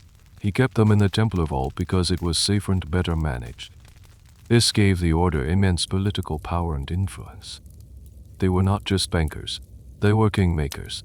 Their financial support often crucial for a monarch's political survival or military ambitions. A strange but telling anecdote from this period involves King Louis IX of France during the Seventh Crusade. He was captured in Egypt, and a massive ransom was demanded for his release. The king did not have enough cash on hand. In a moment of high drama, one of the king's men had to go to the Templar galley anchored nearby and essentially demand a loan on the spot to make up the difference. The Templar treasurer on board initially refused, stating he could not dispense funds without authorization from his superiors, a perfect example of a medieval employee sticking to corporate policy. He only relented when the king's agent threatened to take the money by force, giving the treasurer the excuse of duress he needed to break the rules. This incident highlights both the Templars' immense wealth. They had the ransom amount on a single ship, and their rigid, bureaucratic nature. Historians still debate the full extent of this political influence.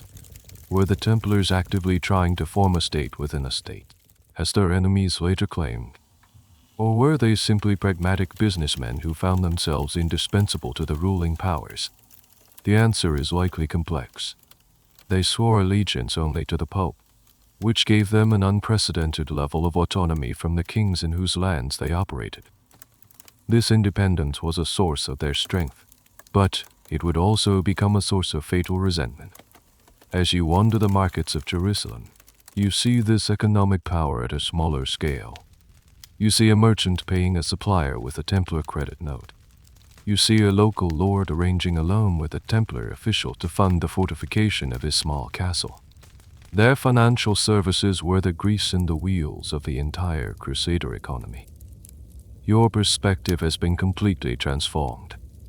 You came here on a personal spiritual quest, but you have stumbled into the headquarters of a global financial empire. The men who so piously guarded the holy sites were also the Wall Street of the 13th century, managing assets, providing liquidity, and wielding the kind of financial power that could make or break kingdoms. Your simple pilgrimage has given you a front-row seat to the operations of one of the most powerful and secretive organizations in the world. And you begin to understand that an organization with this much money and this much power inevitably makes enemies. You have completed the spiritual core of your pilgrimage, and your thoughts slowly begin to turn towards the long journey home. But before you leave, a new curiosity takes hold. You have seen the Templars as bankers and as soldiers. You have seen their ships and their fortresses. But the question of their incredible wealth still nags at you. The fees from pilgrims like you and even the loans to kings could not possibly account for the sheer scale of their operation. Where did the foundational money come from? You decide to take a trip into the countryside surrounding Jerusalem, joining a small, protected caravan heading for the coast. And it is here, away from the grandeur of the holy sites and the hustle of the city, that you find the real, unglamorous answer. You travel through lands owned and managed by the Templars, and you see not a military encampment, but a landscape of breathtaking agricultural efficiency. You see vast, irrigated fields of grain, perfectly plowed and neat, straight lines. You see hillsides covered in orderly rows of olive groves and vineyards, the trees pruned and tended with expert care.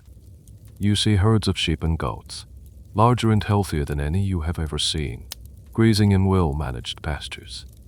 This is the secret engine of the Templar economy. They were, first and foremost, landlords, but they were not like the lazy, feckless nobles back home who were content to collect a portion of their peasants' meager harvest. The Templars were master farmers. They were agricultural scientists in an age of superstition. Their thousands of preceptorias across Europe and the Levant were not just forts and banks. They were model farms.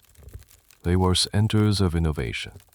The Templars studied soil, practiced crop rotation, and invested heavily in infrastructure like mills, wine presses, and irrigation systems.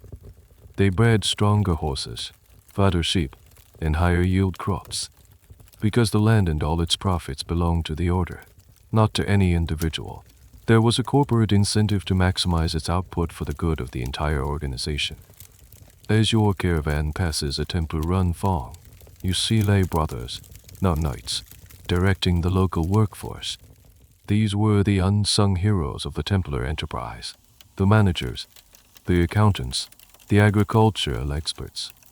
A knight was trained to fight, but these men were trained to produce. They ran the estates with the same discipline and efficiency that the knights ran a battle. A fascinating and weirdly specific example of their agricultural know-how was in winemaking. Templar vineyards, particularly in France, and the Holy Land, produced some of the most sought-after wine in the medieval world. They had the capital to invest in the best presses and the deepest cellars. They kept meticulous records of vintages. The brand of Templar wine was a mark of quality, and it sold for a premium, providing yet another steady stream of revenue into their ever-filling coffers. They were, in essence, one of the first brand-name agricultural producers. Historians who have studied the surviving Templar financial records are consistently astonished by their level of detail.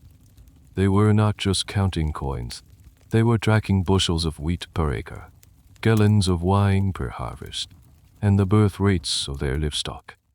This data-driven approach to agriculture was revolutionary. It allowed them to plan, to forecast, and to manage their vast agricultural empire with a level of sophistication that their feudal contemporaries simply could not match. The question of whether their success was due to superior knowledge or simply their ability to enforce labor more strictly on their estates is a point of ongoing scholarly discussion. You see a massive stone barn, larger than the cathedral in your hometown, used for storing grain. You see a complex system of stone-lined channels bringing water from a distant spring to irrigate a field of vegetables. This is not the work of soldiers. This is the work of engineers and long-term planners. This is patient, generational investment. It finally clicks into place. The glamour of banking and the drama of warfare are just the tip of the iceberg. The foundation of the entire Templar pyramid is this: the land, the dirt, the patient, methodical, and highly profitable business of growing things. Their wealth was not magical. It was agricultural. They turned donations of land, often undeveloped or marginal, into productivity powerhouses. Your pilgrimage has become an education in economics. You realize that to understand the Templars, you have to look past the sword and the cross, and instead, look at the plow and the ledger book. Their true power did not just come from the battlefield, it came from the field of wheat. As you watch the sun set over a perfectly managed Templar olive grove, you understand that these warrior monks were also the most successful and innovative farmers of their age.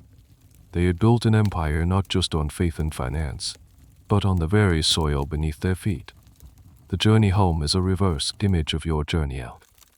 You take another Templar ship from Acre to Italy, the voyage blessedly quicker and less eventful this time.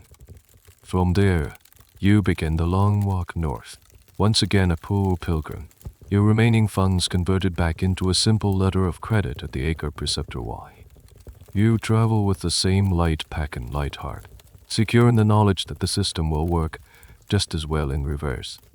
This long, repetitive journey gives you something you have not had before: time to think, time to piece together everything you have seen. You are no longer just experiencing the Templar network. You are analyzing it.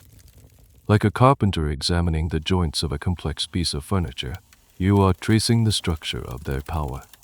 You have seen the pieces: the farming trends, the bank, the road patrols, the seaport in Marseille, the fleet, the fortresses in the Holy Land, the headquarters in Jerusalem, the agricultural estates, the high-finance deals with kings.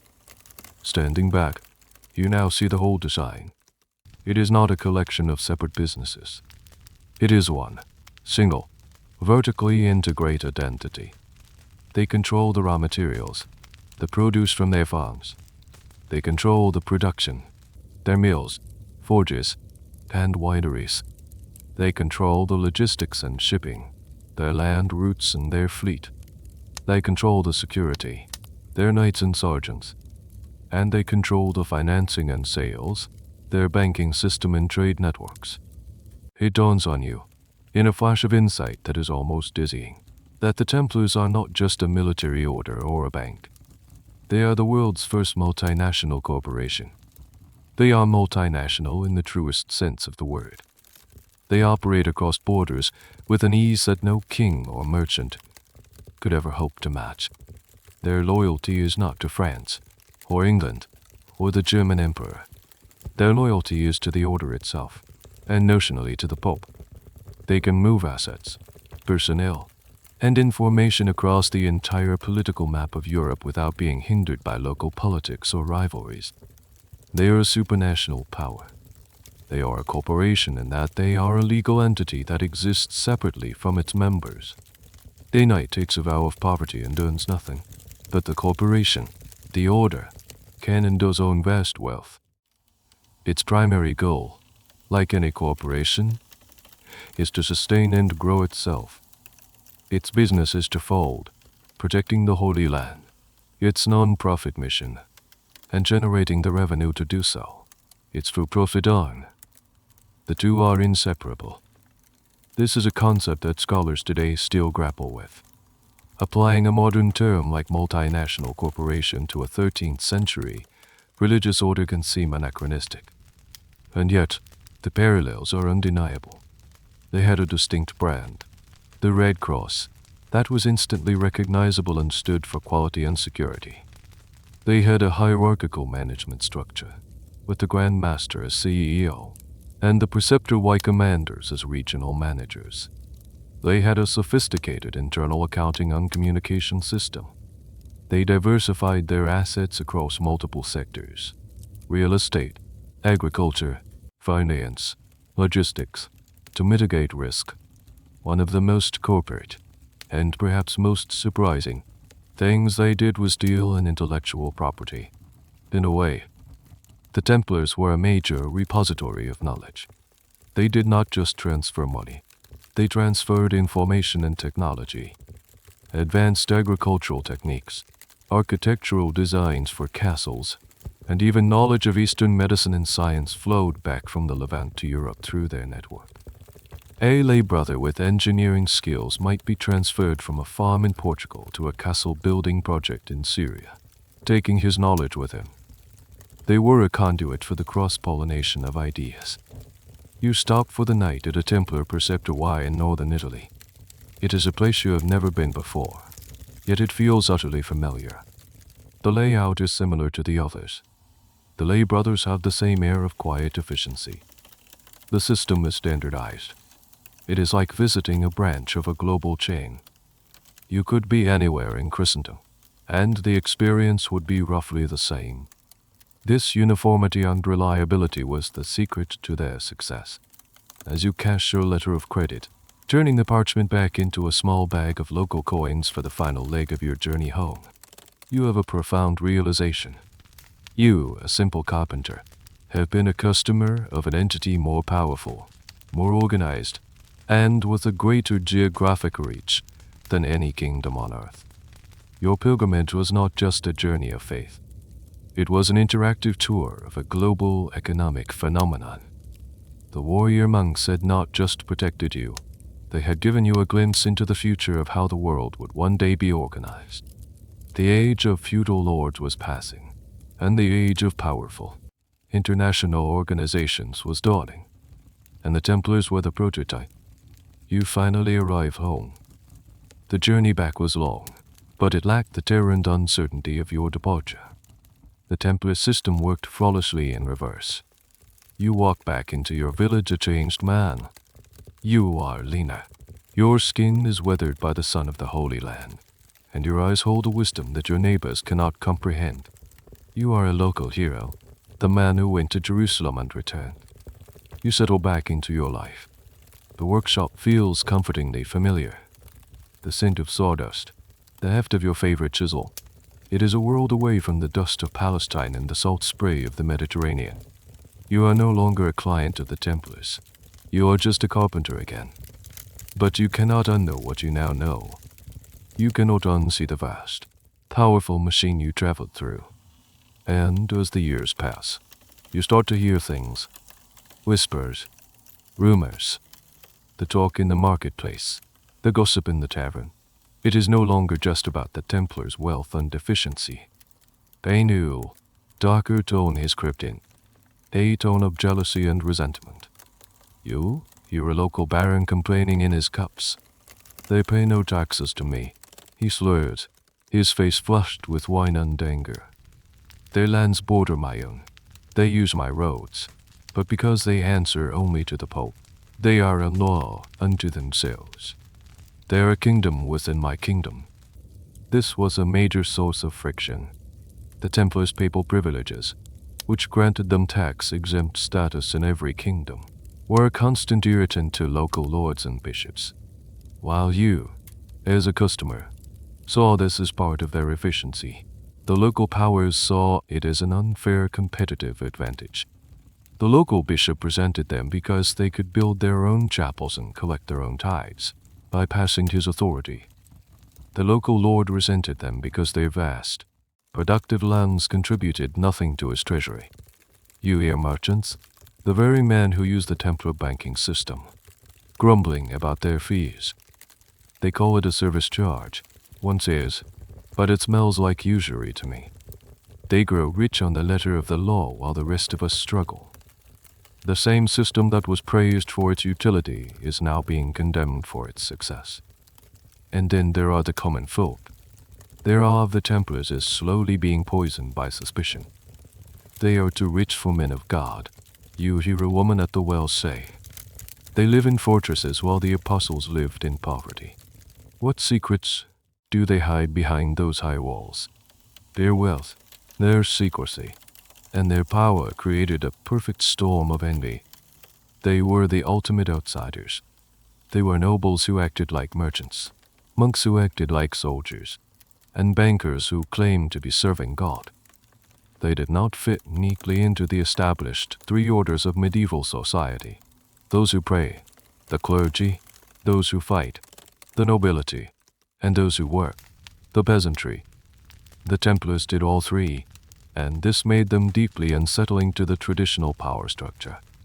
A particularly strange rumor you hear, one that would later feature prominently in their trials, is that they were too friendly with the Saracens. Because the Templars had been in the Holy Land for generations, they often had a pragmatic, working relationship with their Muslim counterparts. They sometimes negotiated treaties, truces, and even had high-level diplomatic contacts. To a European knight who saw the world in stark black and white terms of crusade and jihad, this looked like treachery. The Templars' nuanced understanding of Levantine politics was misinterpreted as religious laxity or even heresy. This slow curdling of public opinion is something historians find fascinating. For nearly 2 centuries, the Templars were the heroes of Christendom. Then, in the space of a generation, their reputation soured. Part of this was their own fault.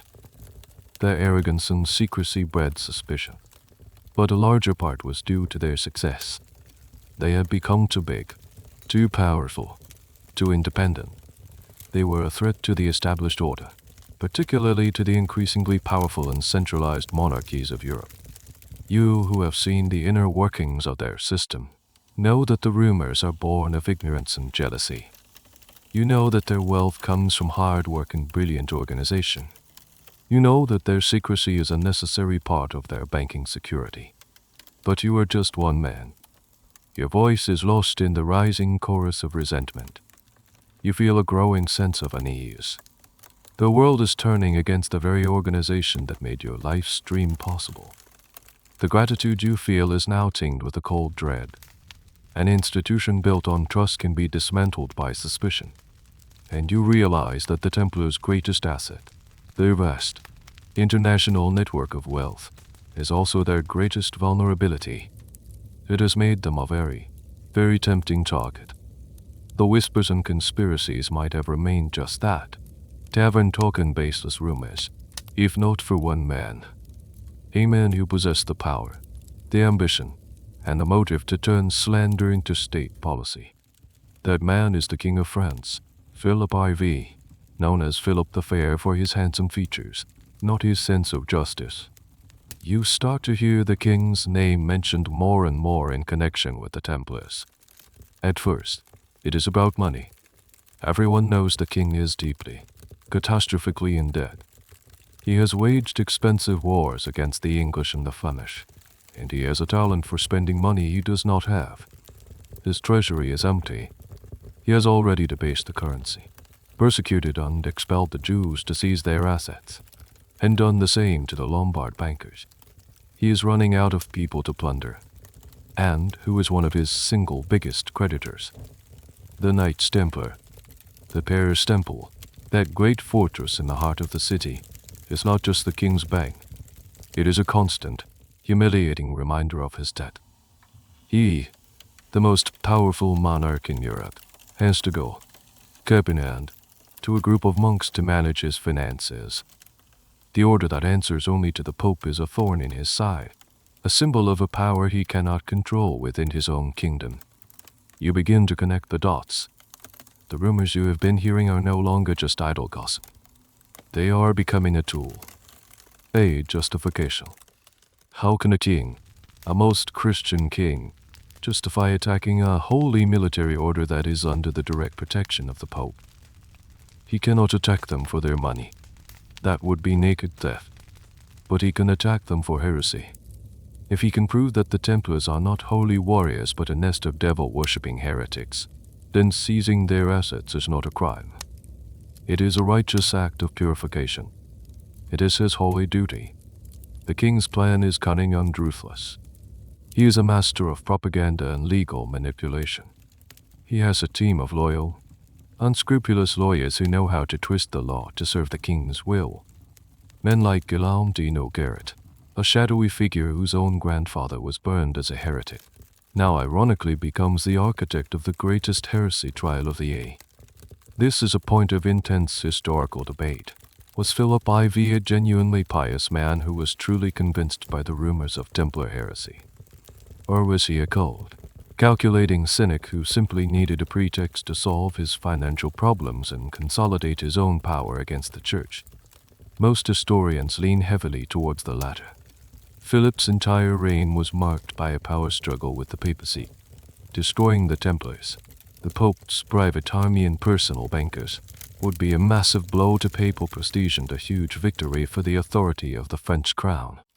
One of the more bizarre and illustrative episodes leading up to the attack was the case of a man named Escort de Floiran. He was a disgruntled ex-Templar, or someone claiming to be, who went around the courts of Europe trying to sell his secrets about the order's supposed heresies. Most kings, including the King of Aragon, dismissed him as a fraud. But King Philip's court listened.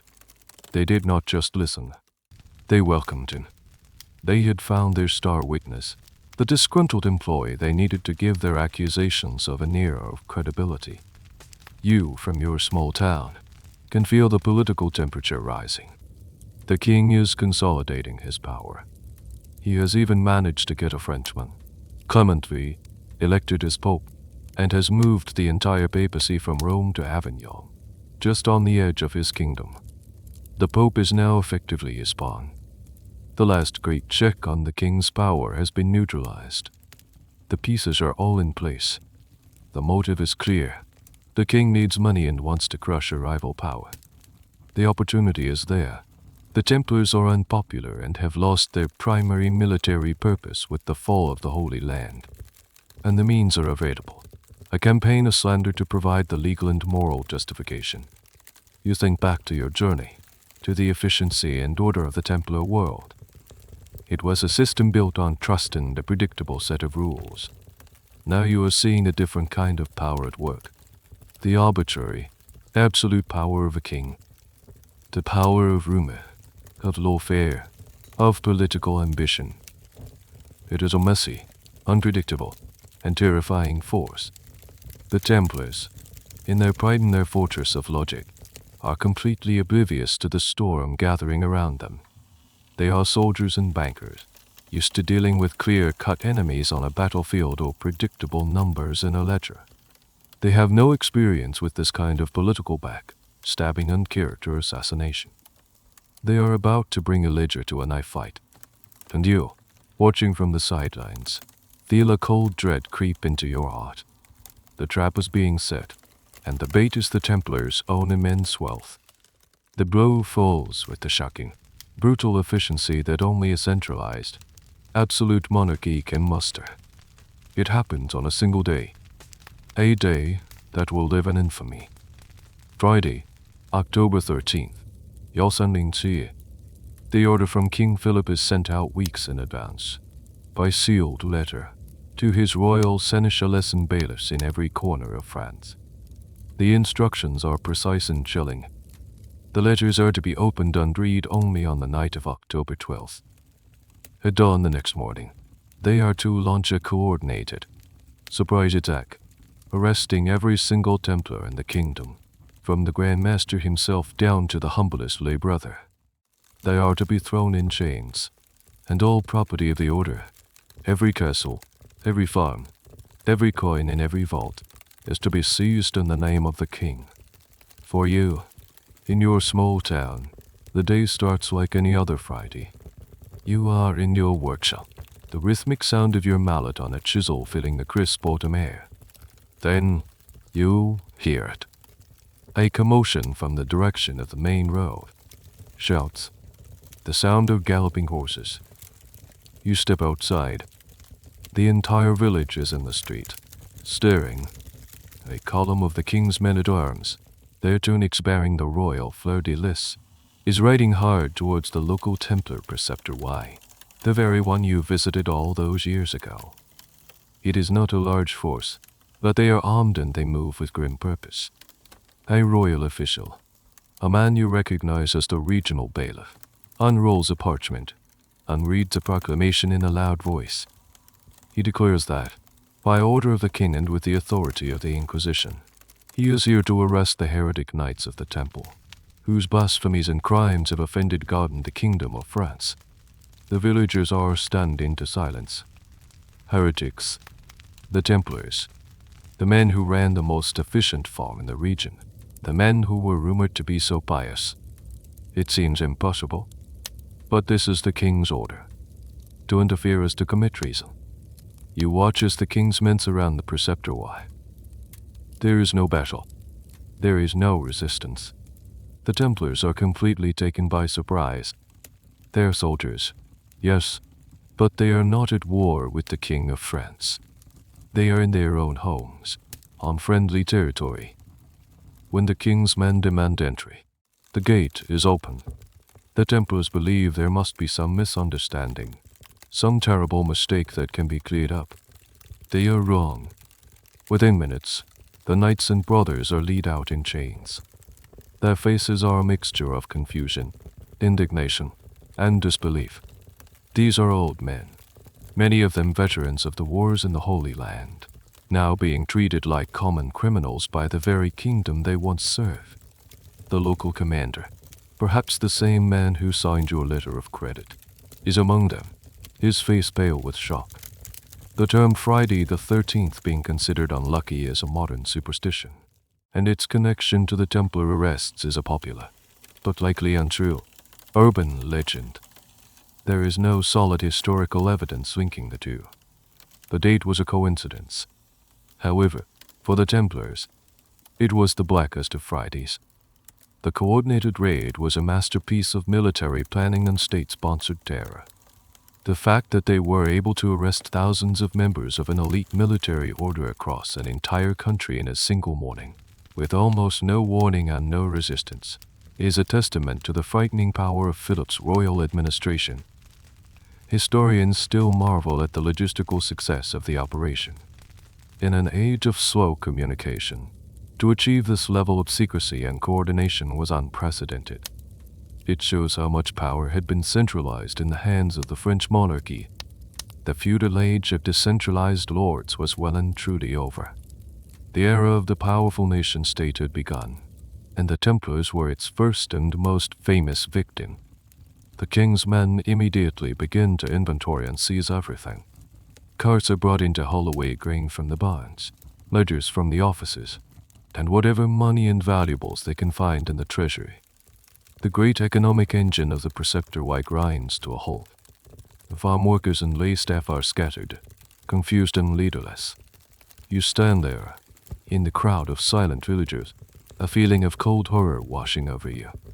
This is not justice. This is a mugging. A state-sanctioned robbery on a massive scale, dressed up in the robes of religious piety. You see the bailiff's men ransacking the very office where you were handed your parchment, the symbol of trust and order. Now that order is being smashed to pieces by the brute force of royal greed. The dream is over. The invisible empire of the Templars, which seemed so powerful and permanent, has been shattered in a single morning.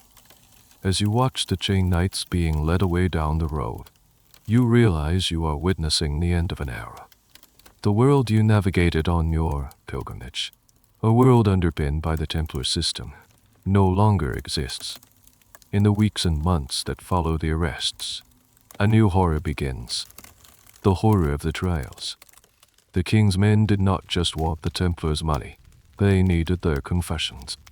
A confession, however it was obtained, was the only thing that could retroactively justify the arrests and convince a reluctant pope and the rest of a skeptical Christendom that the king's actions were righteous. So, the king's inquisitors, men loyal to him rather than to the church, went to work.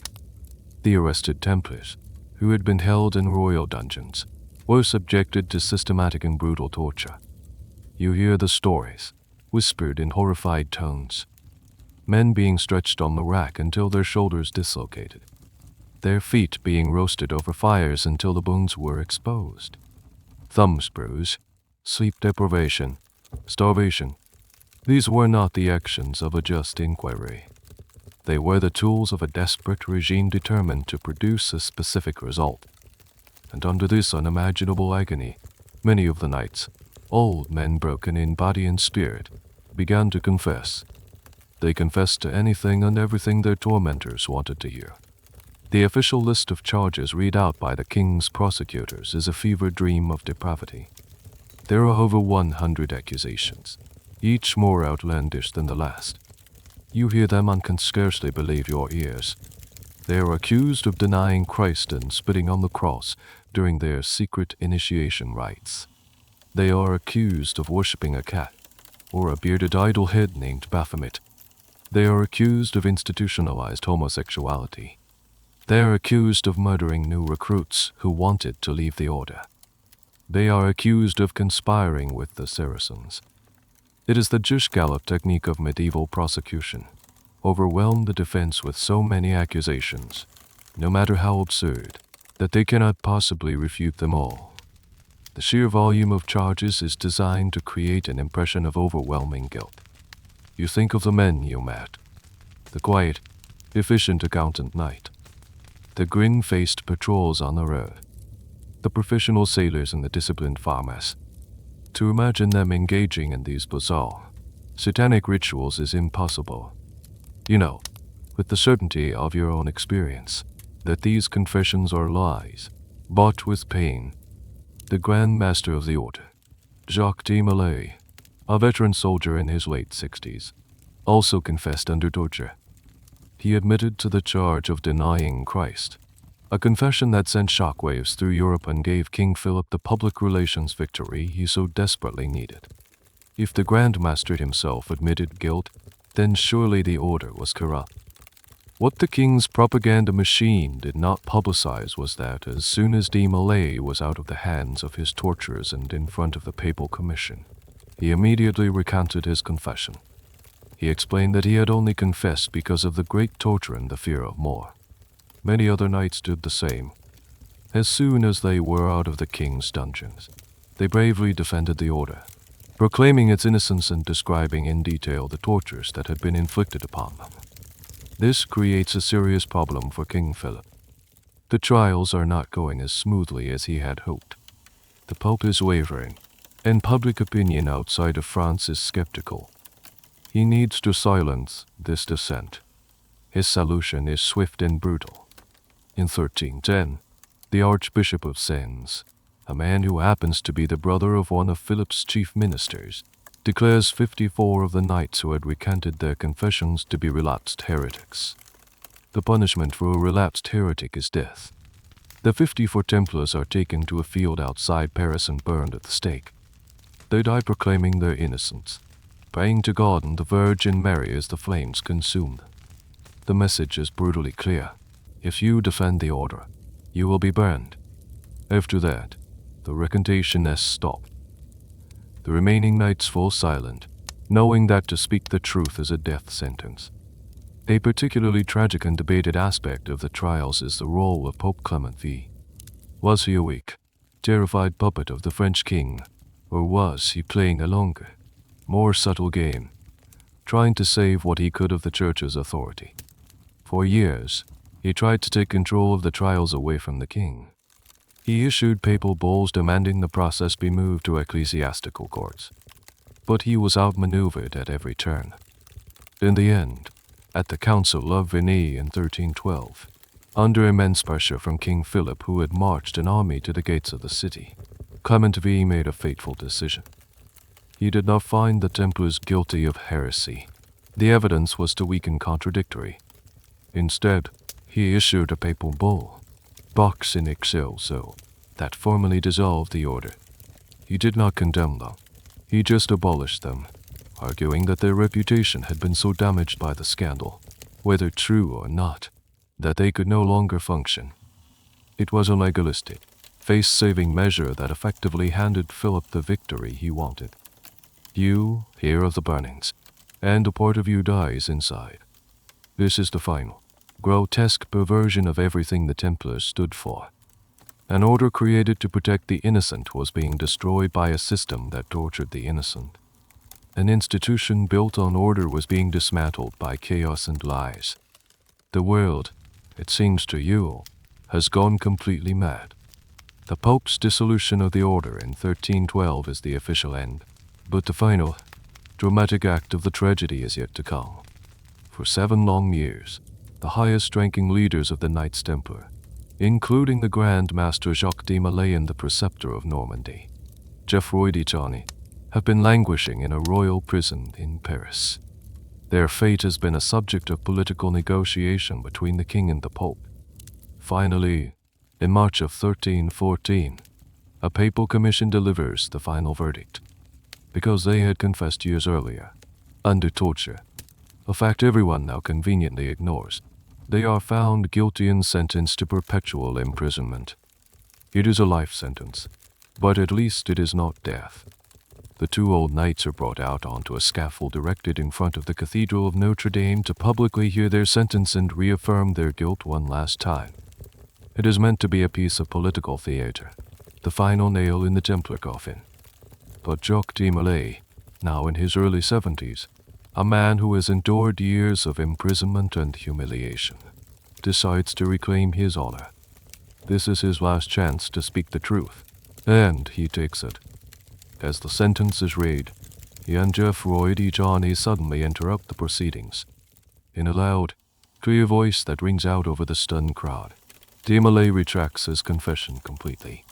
He declares that the order is pure and holy, and that his only crime, his only sin, was to have lied under torture and betrayed his brothers to save his own life. He says he is ready to die for this final act of truth. You hear about this astonishing act of defiance weeks later, the story carried by travelers and merchants. It is a breathtaking moment of courage. An old man, with nothing left to lose, choosing a horrific death rather than living with a lie. King Philip is enraged. This public recantation is a direct challenge to his authority and undermines the entire legal justification for his actions over the past 7 years. He does not wait for any further ecclesiastical process. Acting on his own royal authority, he declares de Molay and de Charny to be relapsed heretics. The sentence is immediate: death by fire. That very evening, the 2 old knights are taken to a small island in the Seine, the Isle aux Juifs, and prepared for the stake. As the executioners light the pyre, legend says that Jacques de Molay's final words were a curse. He is said to have summoned King Philip and Pope Clement V to join him before the judgment seat of God within a year. Whether the curse was real or a later invention, its effect was uncanny. Pope Clement V, already suffering from a painful illness, died only a month later. King Philip the Fair, still in his 40s and in apparent good health, died before the end of the year from the lingering effects of a sudden stroke he suffered while hunting. The 2 main architects of the Templars' destruction were dead. To a superstitious public, it looked like God's own vengeance. But what about the money? What about the legendary Templar treasure that was the whole reason for this brutal affair? This is where the story turns into one of history's greatest and most enduring mysteries. When King Philip's men raided the Paris temple on that Friday morning in 1307, they found the ledgers, the property deeds, and the day-to-day operating cash. But the great bulk of the liquid assets, the vast reserves of gold and silver bullion, the jewels, the accumulated wealth of 2 centuries, was gone. It had vanished. The same was true for the Templar fleet. On the day of the arrests, the entire fleet, which had been anchored at its main base in La Rochelle, simply sailed away into the Atlantic, never to be seen again. Where did it all go? This question has fueled countless books, documentaries, and conspiracy theories. Did the Templars, getting wind of the impending arrests, manage to load their treasure onto their ships and smuggle it out of France? If so, where did they take it? Some theories say they went to Scotland, which was at war with England and had been excommunicated, making it a safe haven from both the English king and the Pope. Robert the Bruce, the Scottish king, certainly could have used the money and the elite soldiers. Others say they went to Portugal, where the king simply rebranded the Templars as a new order, the Order of Christ, allowing them to continue their work. Still others whisper of voyages to the New World, a century before Columbus, where they hid their treasure. The academic consensus is more mundane. Historians argue that there probably was not a giant, centralized treasure of gold bars in the first place. The Templars' wealth was primarily in land, castles, and loans, in assets, not liquid cash. They were a bank, and like any modern bank, they did not keep all their depositors' money in a single vault. Their wealth was constantly in circulation, funding their vast operations. The treasure Philip was looking for was largely an illusion. He seized their property, which was immense, but he never found the mythical pirate's chest he was hoping for. You, having seen their system from the inside, suspect this more sober explanation is the truth.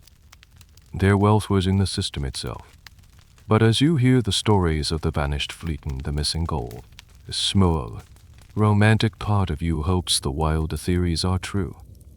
You hope that somewhere, somehow, a part of that great, logical, and ultimately tragic empire managed to escape the clutches of the greedy king and sail off into the sunset, taking its secrets with it. The treasure was never found, and its fate remains, to this day, a perfect, tantalizing mystery. The years pile up like sawdust in the corner of your workshop. You are an old man now. Your hands, once strong enough to hew oak beams, are gnarled and stiff. Your children are grown, with children of their own who listen, wide-eyed, to your embellished tales of the Holy Land. The world has changed. The great drama of the Templars is a story for the history books, a cautionary tale told by old men like you. But you see something that others do not. You see the ghost of the order everywhere. New bankers have risen to take their place. Men from Florence and Lombardy, the Italians. They set up their tables in the marketplace, and people flock to them. And you watch them, and you see they are using the same methods, the same ideas. A merchant in your town deposits a sum of money and is given a slip of paper, the letter A di cambio, which he can redeem with the banker's agent in Bruges or London. It is your letter of credit, just with a different name and a different seal. The system, you realize, was too good to die. The Templars were executed, but their business model was immortal. It was inherited. The local preceptor Y, the one that was the start and end of your great journey, was not torn down. After years of legal wrangling between the king and the pope, it was formally handed over to the Templars' great rivals, the Knights Hospitaller. You watched them arrive, their surcoats black with a stark white cross, a negative image of the men they replaced.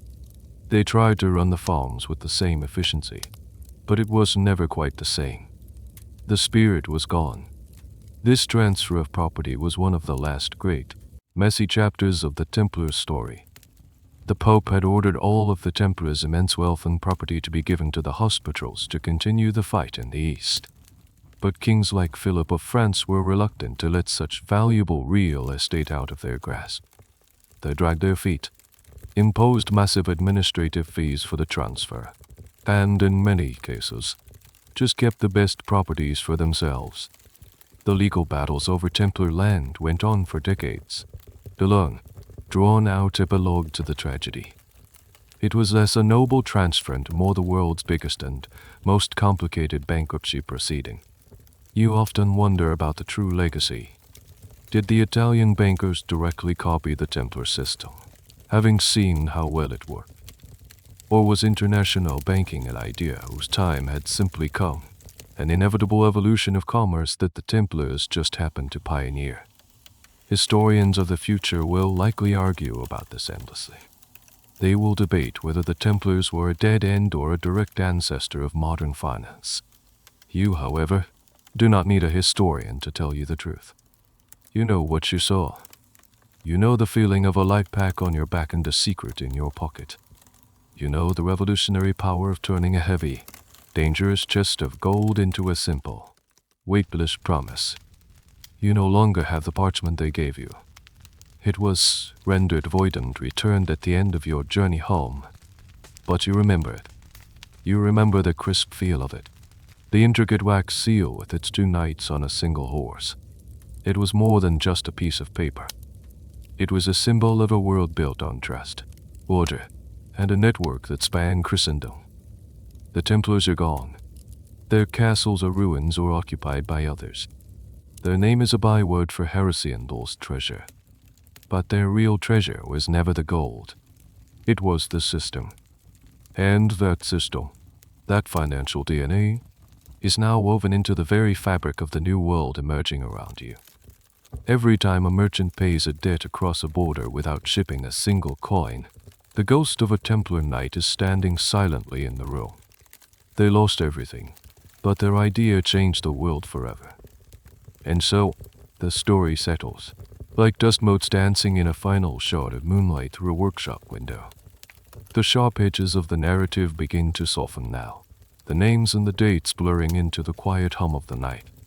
The clatter of hooves on a stone road, the creak of a ship's timbers, the urgent scratch of a quill in a ledger, they all fade, becoming gentle echoes in the vast, peaceful landscape of your impending dreams.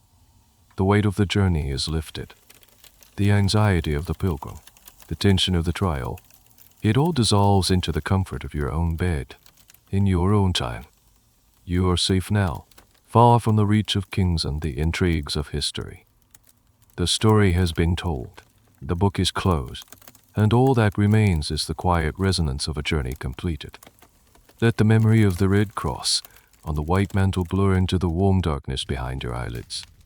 Let the path ahead of you be soft and welcoming, leading you not to Jerusalem, but into the deep, restorative quiet of a good night's sleep. The adventure is over. It is time to rest.